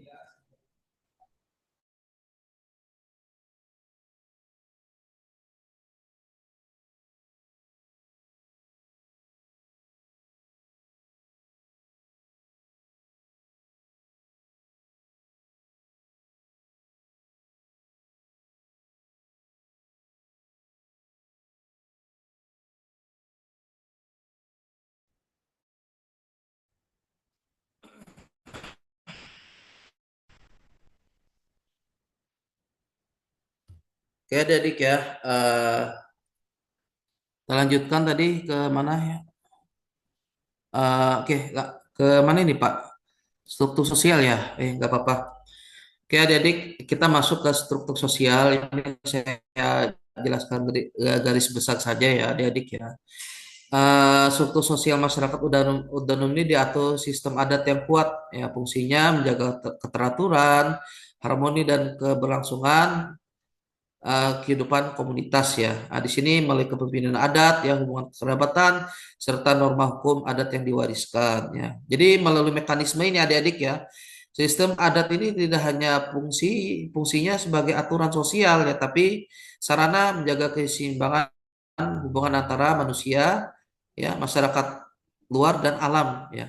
Karena hal ini menunjukkan dalam budaya Dayak, adat merupakan institusi sosial sekaligus spiritual yang mengintegrasikan nilai moral, kepercayaan religius serta praktik kehidupan sehari-hari masyarakat ini menurut Herianto dan kawan-kawan tahun 2017, Setiawati dan kawan-kawan tahun 2023 ya. Tradisi ini dan nilai-nilai sosial ini diwariskan secara turun-temurun sebagai landasan kehidupan masyarakat Udanum dan menjadi bagian penting dari identitas budaya. Oke, lanjutkan Gih, Pak di slide berikutnya.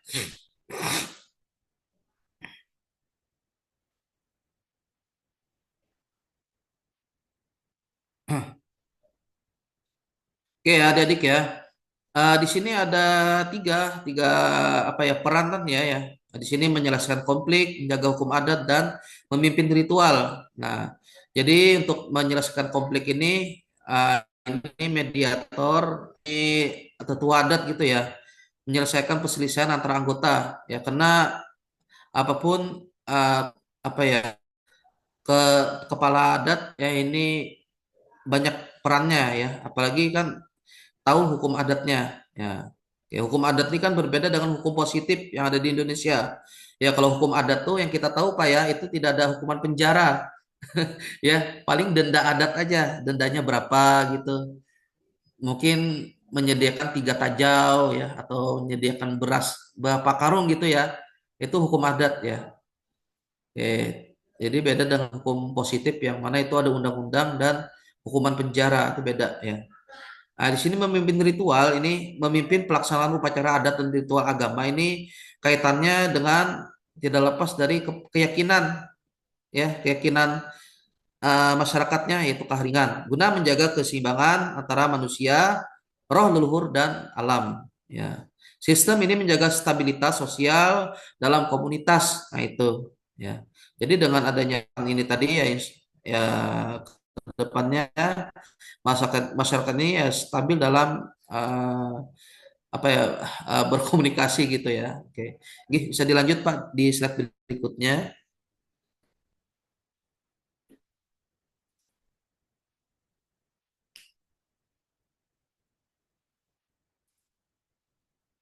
Oke, perubahan sosial.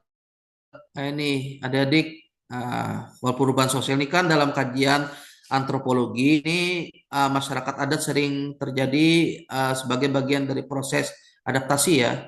Karena kita tahu kan di daerah hulu itu sudah ada jaringan ya, apalagi handphone itu ada. Ya, jadi ya dengan adanya media komunikasi ya itu mempengaruhi perubahan sosial mereka ya. Nah ini, oke, modernisasi. Nah dan penetrasi ekonomi pasar juga mempengaruhi struktur sosial serta sistem kebudayaan masyarakat tradisional. Nah ini menurut ahli ya. Kalau menurut Pujaraningrat ini ahli juga, ahli antropolog. Ini beliau banyak ini saya sisipkan referensinya ya, karena ya beliau sudah berpulang ya. Tahun berapa itu saya lupa nih, Pak Pujaraningrat ya. Oke, kalau di pendidikan itu Prof. Profesor Mulyasa atau Prof apa ya metodologi itu ya itu. Jadi yang saya tahu ini ada Bakujaran Ningrat ini. Ini beliau penulis buku juga, penulis buku antropolog ya. Oke. Oke. Bisa lanjut gih, Pak. Oke. Ini kita masuk ke analisis ekologi budaya ya. Adik-adik, konsep ekologi budaya yang dikembangkan oleh Julian Stewart ini tahun 55 ya. Pendekatan ini menjelaskan bagaimana masyarakat beradaptasi ya. Masyarakat Udanu ini dengan lingkungan alam ya. Melalui sistem budaya, teknologi dan pola mata pencaharian ya. Ya, kita tahu kan pencaharian mereka kan menangkap ikan, berburu, apalagi berladang dan mendulang emas gitu ya. Oke. Masyarakat Udanum ini menunjukkan hubungan yang sangat kuat dengan lingkungan alam tempat mereka hidup ya. Nah, ini hubungan ini tercermin dalam berbagai praktik kehidupan sehari-hari yang menyesuaikan diri dengan kondisi ekosistem hutan tropis di wilayah Kalimantan. Adik-adik, ini contohnya meliputi ya pola pemukiman di sepanjang sungai. Nah, ini kalau di Sungai Kahayan itu kan ada juga nih perumahan yang apa itu? Yang di bawahnya sungai ya. Nah, itu banyak ya, apalagi di Kalimantan Tengah. Bahkan di Kalimantan Selatan pun ada juga yang rumah di pinggir sungai. Nah, dan itu tadi ya lingkungannya ya itu tadi tidak tidak apa ya. Ya, alhamdulillah kalau di Banjarmasin itu sudah nggak ada sampah lagi ya karena wali kotanya bersih juga. Jadi sungai itu mulai mulai bersih ya. Karena yang membuat sungai itu tercemar itu banyak sampah ya. Makanya leluhur itu mengajarkan kita untuk uh, apa yang menjaga keseimbangan alam dan juga tidak boleh artinya itu membuang limbah sembarangan ya, apalagi di hutan. Itu kena denda adat nanti ya. Saya bukan ahli hukum adat ya, tapi memang kalau merusak alam itu ada denda adatnya ya. Nah, jadi tidak sembarangan. Makanya di pemukiman Dayak itu sungainya bersih-bersih karena itu tadi adanya hukum adat ya. Nah, itu. Karena kalau ada hukum atau aturan kan makanya jadi segan ya melakukan ya aktivitas yang di luar apa ya, di luar batas gitu ya. Oke. Jadi dengan adanya hukum adat itu akan mengendalikan masyarakat Dayak ini. Oke.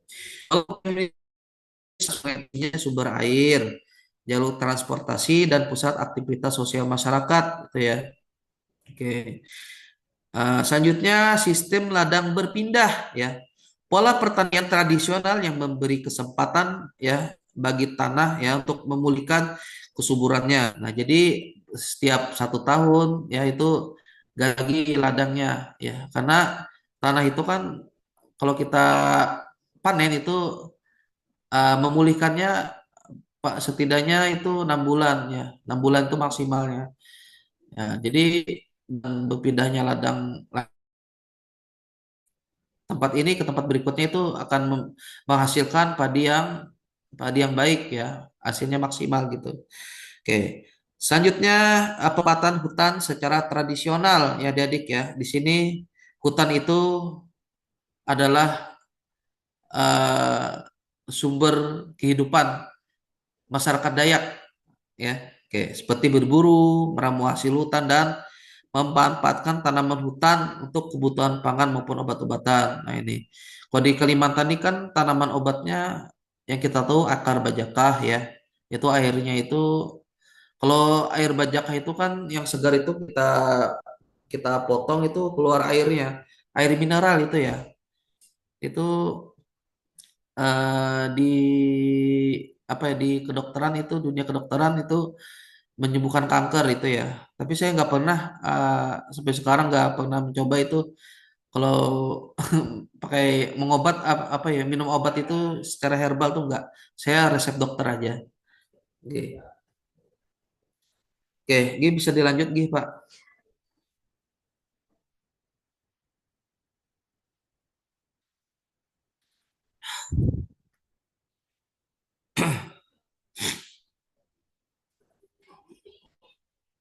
Oke, oke. Nah ini karena jadi kesimpulannya dari pembahasan kita hari ini ya, jadi kita melihat bahwa kehidupan masyarakat Dayak Ordanum ini menunjukkan sebuah sistem budaya yang kompleks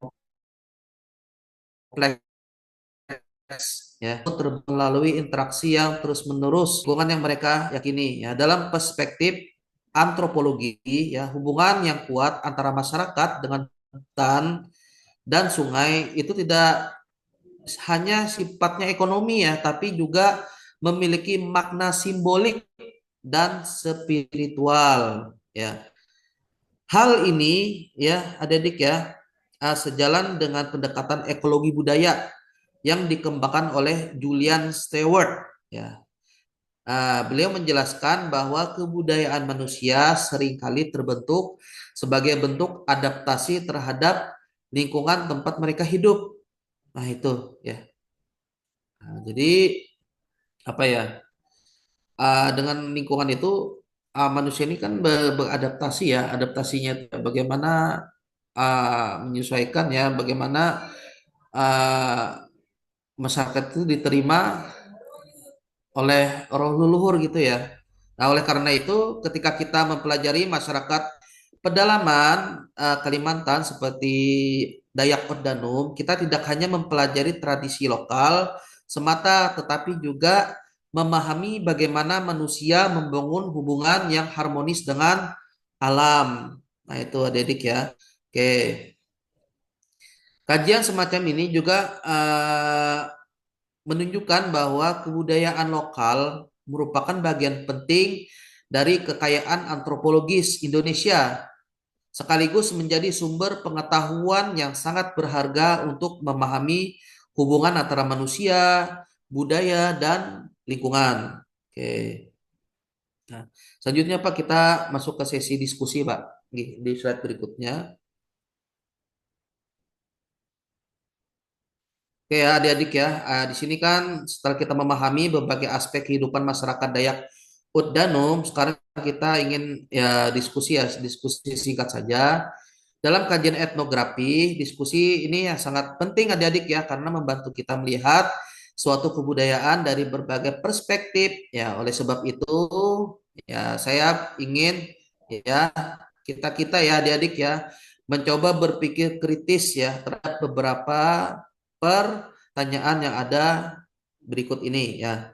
Jadi yang pertama ini bagaimana sebenarnya hubungan antara budaya masyarakat Danum dengan lingkungan hutan tempat mereka hidup. Yang kedua, menurut adik-adik apakah modernisasi, ya ini modernisasi adik-adik ya, selalu menjadi ancaman bagi budaya lokal atau justru dapat berjalan berdampingan dengan tradisi masyarakat adat. Nah itu. Yang ketiga, dari berbagai teori antropologi yang pernah kalian pelajari, teori mana yang menurut kalian paling tepat digunakan untuk memahami kehidupan masyarakat Udanum? Nah, itu adik-adik. Nah, di sini ya tidak ada jawaban sepenuhnya benar atau salah dalam kajian budaya. Yang paling penting ya adalah bagaimana kita mampu memberikan argumentasi yang logis dan ilmiah. Oke, adik-adik, gimana? Silakan. Yang mana dulu kita poin pertama ya diskusinya. Bagaimana hubungan antara budaya Ordanum dengan lingkungan hutan? Ya. Atau mungkin gini Pak Isan, mungkin dari teman-teman Oke. ada yang punya pertanyaan nanti bisa mengajukan ke Pak Isan dan mungkin Pak Isan bisa menjawab terkait dengan kehidupan Oh Pak gitu ya. Isan seperti apa mungkin. Oke, itu nggih, Pak. Nggih, Silakan adik-adik mungkin teman-teman gimana? yang mau bertanya, Tiara, Nesha, dan lain-lain.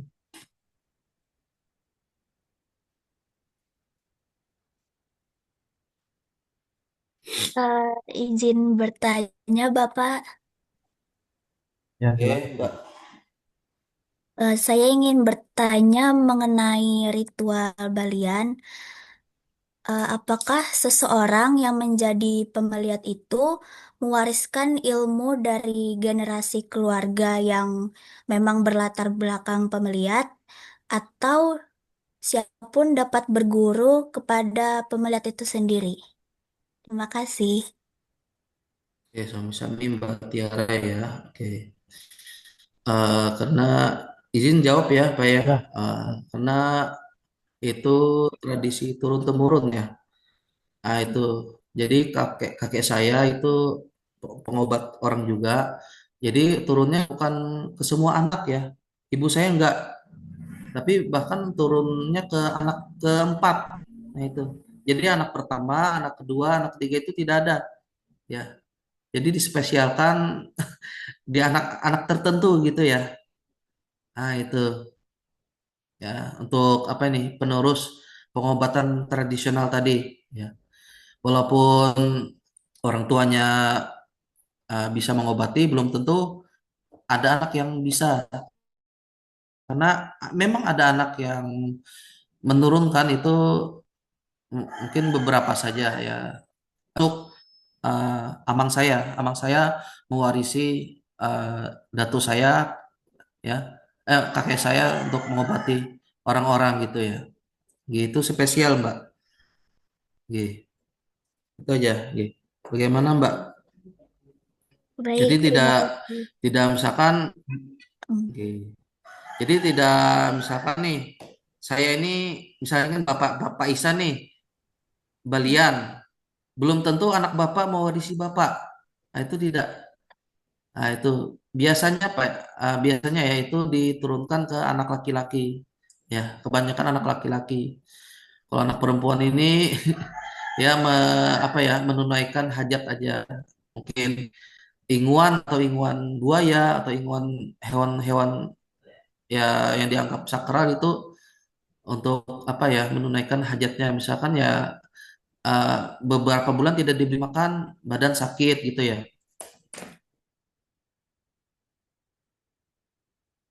Dah.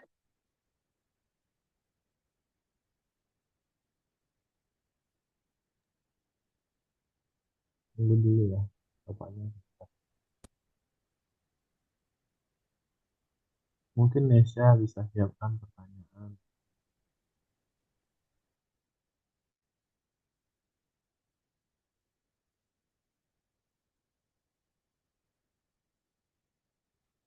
Eh, Pak, mungkin adik-adik ada lagi yang ingin tanya.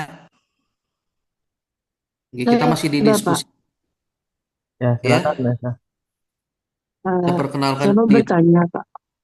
Perkenalkan, nama saya Nesya Amira Putri Sandio, biasa dipanggil Nesya. Jadi saya mau bertanya, tadi kan Pak Isan bilang kalau misalkan Pak Isan udah, maksudnya lebih ikut ke ayah Bapak ya, yang beragama Islam. Hmm, Nah, ya. eh, Pak Isan kalau untuk sekarang-sekarang ini pernah nggak kayak melakukan hal-hal yang ritual-ritual yang kayak Dayak Otdanum seperti ibu bapak misalkan. Nah, kalau misalkan pernah itu tuh bagaimana apa yang bapak lakukan dan apakah itu cuman untuk niatnya cuman untuk melestarikan warisan budaya saja atau bagaimana? Cukup, terima kasih. Oke, terima kasih Mbak Nisha Amira ya. Eh, karena kita Islam itu sepenuhnya imam kita adalah Nabi Muhammad SAW. Ya, saya pun berupaya kalaupun saya sakit itu saya berupaya untuk berobat ke dokter ya. Karena itu hal yang seperti itu ya itu tidak diwariskan ke saya, itu ke adik saya bungsu. Ya, kalau adik bungsu saya itu kan ada sakit, dia itu obat ke dokter itu ya lepas sembuh. Jadi ritual-ritual yang dilakukan oleh ibu saya itu ya lah ya penyakit adik saya itu disembuhkan karena itu tadi Mbak waris seperti itu tidak tidak apa ya tidak langsung ke anak-anak pertama ya. Jadi bisa di anak kedua, di anak ketiga itu. Ya, walaupun ya agamanya ya alhamdulillah saudara saya sudah Islam ya sepenuhnya melaksanakan. Sampai sekarang saya kalau hal seperti itu ya alhamdulillah tidak melaksanakannya kecuali adik saya karena ada keturunannya gitu ya. Karena kami itu ya setiap anak itu ada pewarisnya dan ya mohon maaf ya mungkin di luar penalaran akademis ya adik saya itu bisa melihat hal gaib ya. Artinya tuh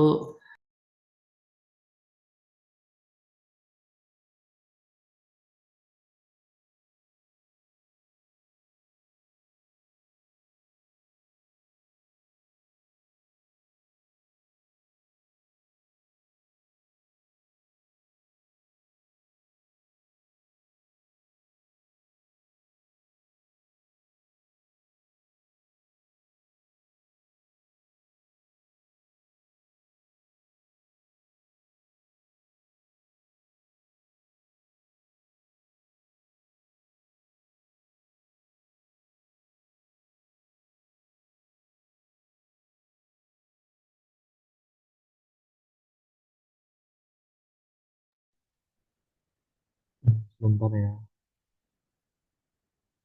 puasa.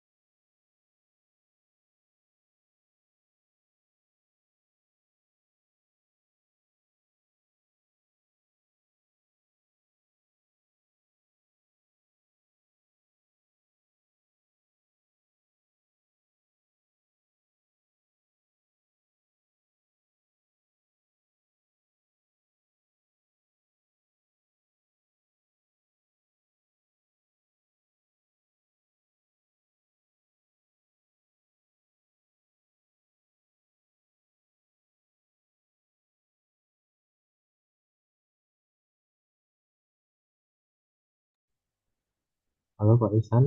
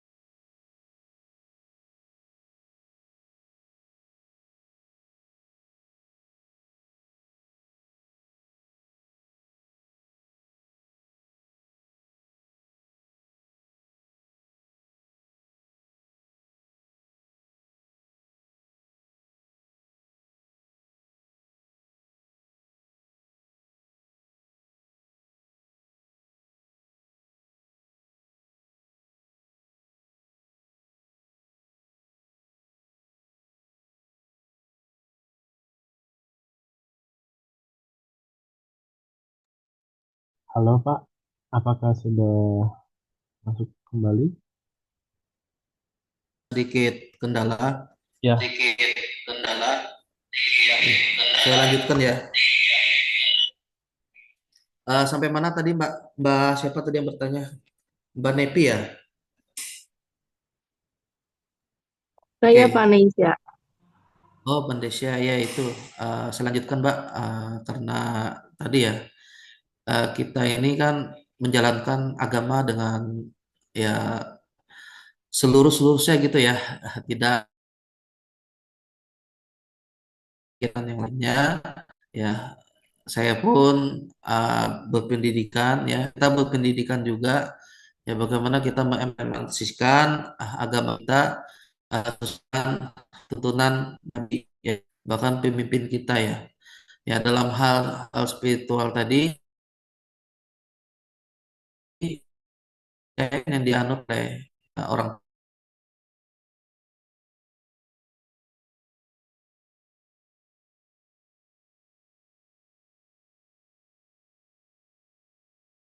itu terus berlanjut, itu tidak terputus.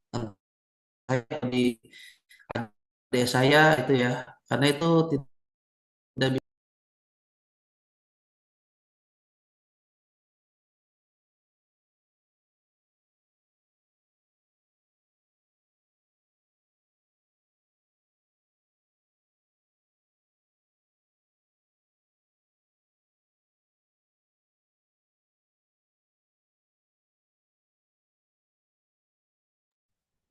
Nanti teman-teman belajar dari ini aja ya, PPT-nya. Nanti Abang share sama ada beberapa apa sumber referensi yang udah dicantumkan sama Pak Isan. Juga ada video-video tadi. Nanti bisa teman-teman cek aja di PowerPoint-nya untuk memperdalam.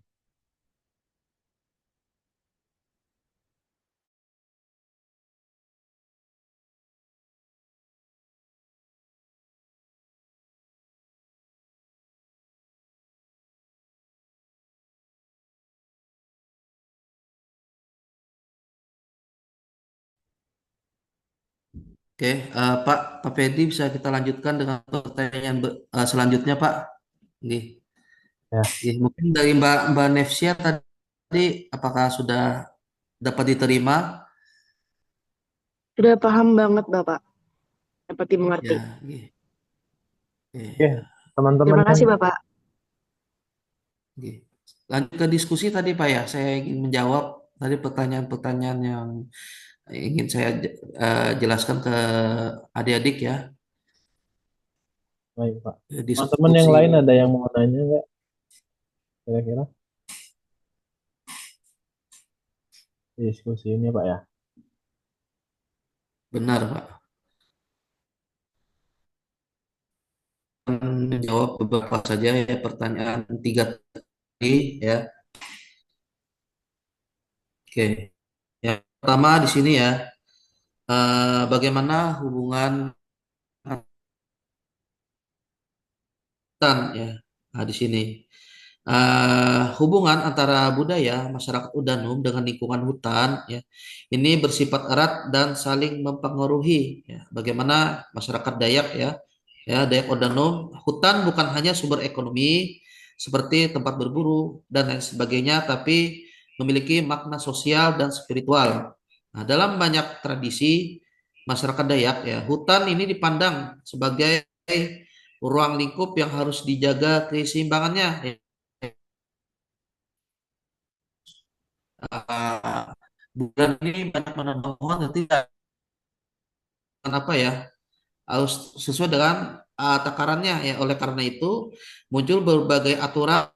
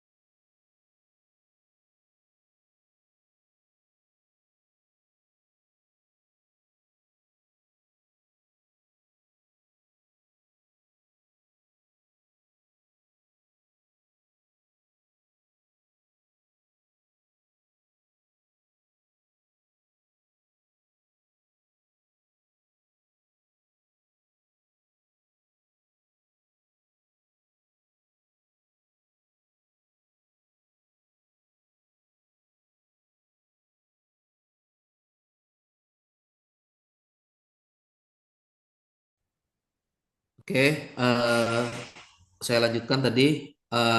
Dalam banyak tradisi masyarakat Dayak, hutan ini dipandang sebagai ruang lingkup yang harus dijaga ya keseimbangannya. Oleh karena itu ini muncul berbagai aturan adat ya, seperti hukum adat yang saya jelaskan ya tadi ya. Kalaupun itu merusak ekosistem, itu akan dikenakan denda adat ya.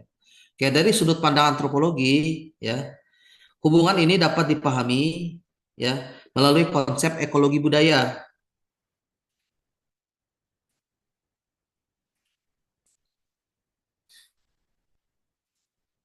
Tabak lahi aku jadi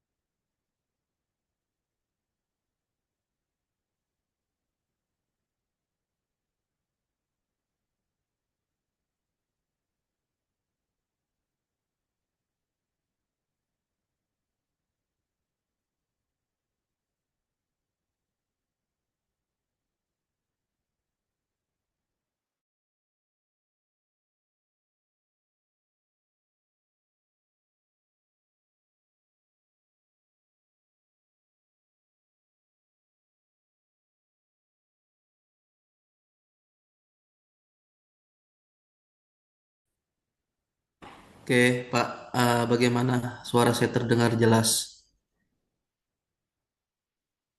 Oke, mohon maaf ya, saya lanjutkan. Mulai mana tadi?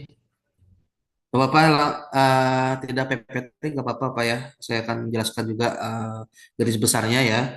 Dari sudut pandang antropologi ya, ini di pertanyaan pertama ya, bagaimana hubungan antara budaya masyarakat dengan lingkungan ya, khususnya masyarakat Dayak Ordanum. Dari sudut pandang antropologi, ini dapat dipahami melalui konsep ekologi budaya yang dikemukakan oleh Julian Stewart bahwa kebudayaan manusia ya, adik ya, sering berkembang ya sebagai bentuk adaptasi mereka terhadap lingkungan alam tempat mereka hidup. Nah, itu. Pertanyaan kedua ya, apakah modernisasi selalu mengancam budaya? Ayo, dari adik-adik, apakah mengancam atau tidak? Itu. Atau modernisasi justru mendorong masyarakat untuk menyesuaikan diri ya, menyesuaikan tradisinya ya dengan kondisi zaman yang berubah. Itu. Dari adik-adik bagaimana terkait modernisasi ini? Oke, ada yang bisa menyanggah atau apa ini? uh, menjawab, apakah modernisasi selalu mengancam budaya lokal? Oke,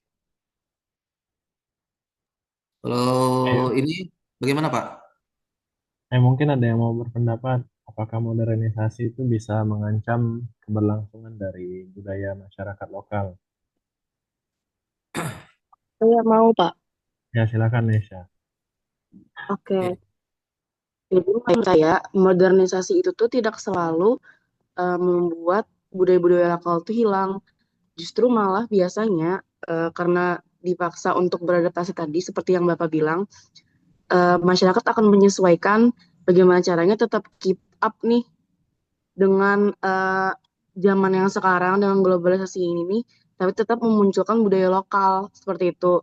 Kayak misalkan kan sekarang sudah ada tari apa namanya tari tradisional yang digabung sama tari modern itu untuk mengenalkan budaya-budaya yang terkadang tuh luput gitu dari mata. Cukup, terima kasih. Oke, ya. Ada yang lain Pak, saya menambahkan? menambahkan boleh, Pak? Ya, kan Nadia. Yang mana Maaf nih? ya, Pak, ini nggak bisa online. Ya silakan, nggak apa-apa. Ya. Siapa tadi? Kalau menurut saya Boleh Mbak Nadia dulu ya. Satu Mbak Iya. Dea. Kalau menurut saya modernisasi itu bikin budaya itu justru hilang, soalnya kan karena kayak karena budaya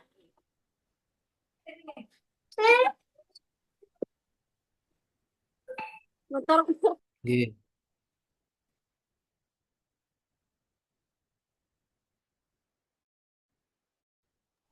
soalnya karena kan Ya budaya lanjutkan. itu kan alamnya sendiri. Kalau misalkan alamnya itu dirusak dengan modernisasi seperti kayak tambang, sawit, nah itu pasti jadinya kayak budayanya nggak bukan original, gimana ya, pokoknya budayanya hilang gitu. Menurut saya seperti itu sih. Oke ya. Iya. Karena ya saat ini kan Mbak Nadia ya di Kalimantan Tengah itu ada kejadian ini baru seminggu ini itu Mm-mm. polisi sama masyarakat tuh kelahi gitu ya. Oh Ya gitu. bahkan ya bahkan ya, Ketua Dewan Adat Dayaknya itu mohon maaf ya Pak Gubernur ya itu belum ada responnya ya karena ya kita tidak menyudutkan pihak manapun ya kita sebagai masyarakat pribumi di bumi dipijak disitulah langit dijunjung ya jadi Mm-mm, betul. dengan masyarakat ini lokal itu setidaknya kita ada etikanya ya memang orang Dayak itu kalau diserang itu diam aja ya tidak kecuali sudah melampaui batas ya moga-moga tidak ya. Karena sudah tidak ada lagi apa nih tetua-tetuanya sudah meninggal ya. Kalau tetua-tetuanya sekarang masih hidup ya kemungkinan tragedi itu akan terulang ya, mungkin di tahun 2001 karena saat ini generasinya sudah terdidik ya karena adanya modernisasi tadi Mbak. Orang Dayak ada yang kuliah ke Jawa, ada yang seperti saya ya. Saya malah ke Banjarmasin ya karena apa nih pengaruh modernisasi tadi gitu ya. Oke, ya walaupun ya saya ya apa ini melestarikannya ya dengan apa memakai laung laung itu ikat kepala itu yang mungkin saya pakai di foto itu saya kalau kemana-mana pakai itu ya karena saya menghargai leluhur saya ya. Nah itu tetap dipertahankan Mbak ya walaupun zaman ini berubah itu. Nah itu Mbak mungkin bagaimana Mbak dia apakah uh, ada tambahan atau Lebih ke apa alamnya ya aja sih. silakan. Kayak misalkan karena kan banyak perusahaan-perusahaan dari luar dari Jawa gitu ke Kalimantan itu kan merusak alam. Cuman gimana? Jadi kayak kita gak bisa marah. Cuman budayanya jadinya otomatis kayak terhilangkan gitu. Karena kan alamnya sendiri itu budayanya juga. Menurut saya gitu sih, Pak. Karena ini Mbak, ini kesalahan kami Mbak ya. Pak ya, kami ini memang jual tanah beli bakso. Maksudnya jual jual tanah beli bakso gitu ya. Karena itu itu memang kesalahan kami dari dulu ya. Kenapa tanah itu kami jual saja dengan harga yang murah gitu ya. Memang ya di Kalimantan Tengah itu ya eh, keluarga saya ada yang menjual tanah ya, ya dijual murah tapi ya ya salah kita sendiri siapa suruh tanah itu dijual ya kalau bisa dilestarikan gitu ya nah itu jadi ya kalau orang beli tanah ya tentu ada hak paten hukum ya mau digunakannya untuk tambang ya itu siapa suruh dijual tanahnya ya kalau bisa dipertahankan ya atau di apa ya tanah ini adalah tanah adat misalkan nah itu dikuatkan itu di hukum adatnya Insya Allah perusahaan itu pun tidak berarti ada pelangnya. Pelang itu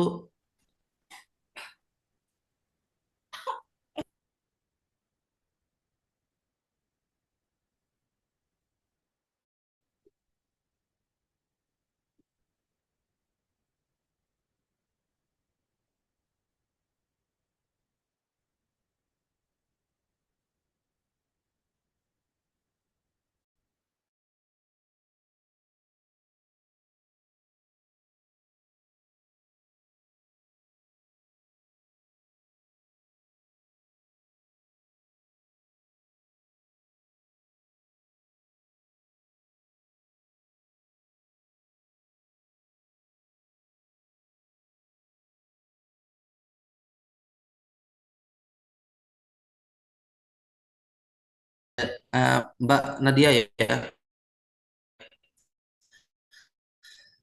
mohon maaf jaringannya juga ya karena kita ini kan Hmm. tanah ya bahkan tempat untuk berladang itu sebisanya untuk generasi berikutnya lah itu kita manfaatkan tidak kita jual ya yang salahnya itu kita jual ke orang murah ya orang yang memanfaatkannya ya ya karena pola pikir masyarakat di luar Kalimantan itu kan maju ya.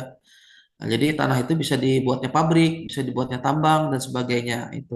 Jadi sebisanya kita aja masyarakat pribumi untuk ya menjaganya agar bisa kita wariskan ke generasi selanjutnya.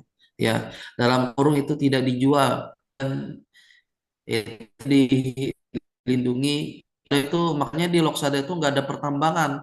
Karena apa? Karena wilayahnya sudah dipatok tanah ini tanah adat, hutan adat. Jadi nggak ada berani perusahaan. Ya beda dengan di Balangan ya tempat saya ini kan karena tanahnya sudah dijual tadi dan itu bisa dimanfaatkan oleh pihak lain pun atau perusahaan. Itu ya Mbak ya, Pak ya. Gitu. Terima kasih banyak, Pak Paisan. Ya, gitu. Oke.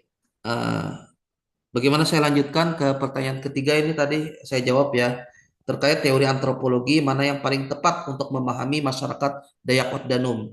Nah, ini akan saya jawab ya. Untuk memahami kehidupan masyarakat Dayak Ordanum sebenarnya tidak hanya satu teori saja ya adik-adik ya. Ya, satu teori antropologi yang dapat digunakan ya.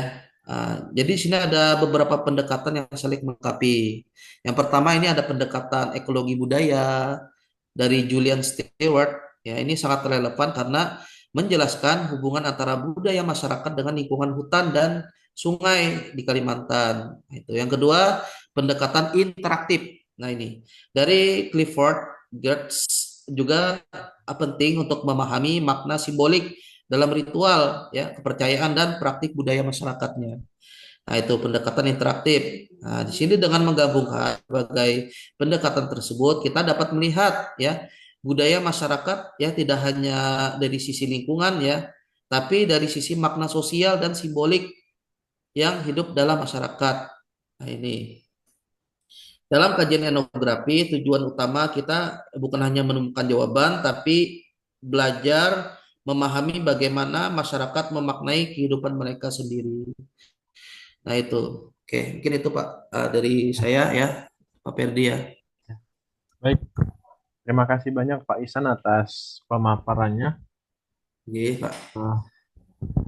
Mungkin karena mengingat waktu ya Pak, mungkin untuk perkuliahan kali ini kita cukupkan dulu. Sebelum kita tutup, mungkin kita bisa ambil dokumentasi foto bersama Pak.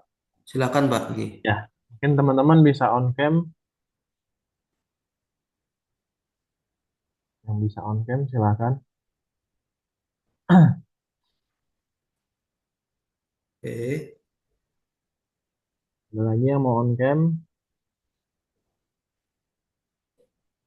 Masih ditunggu.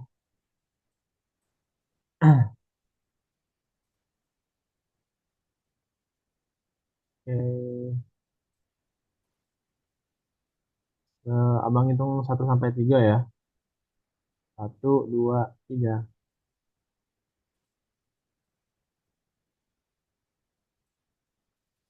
Oke, satu kali lagi. 1, 2, 3.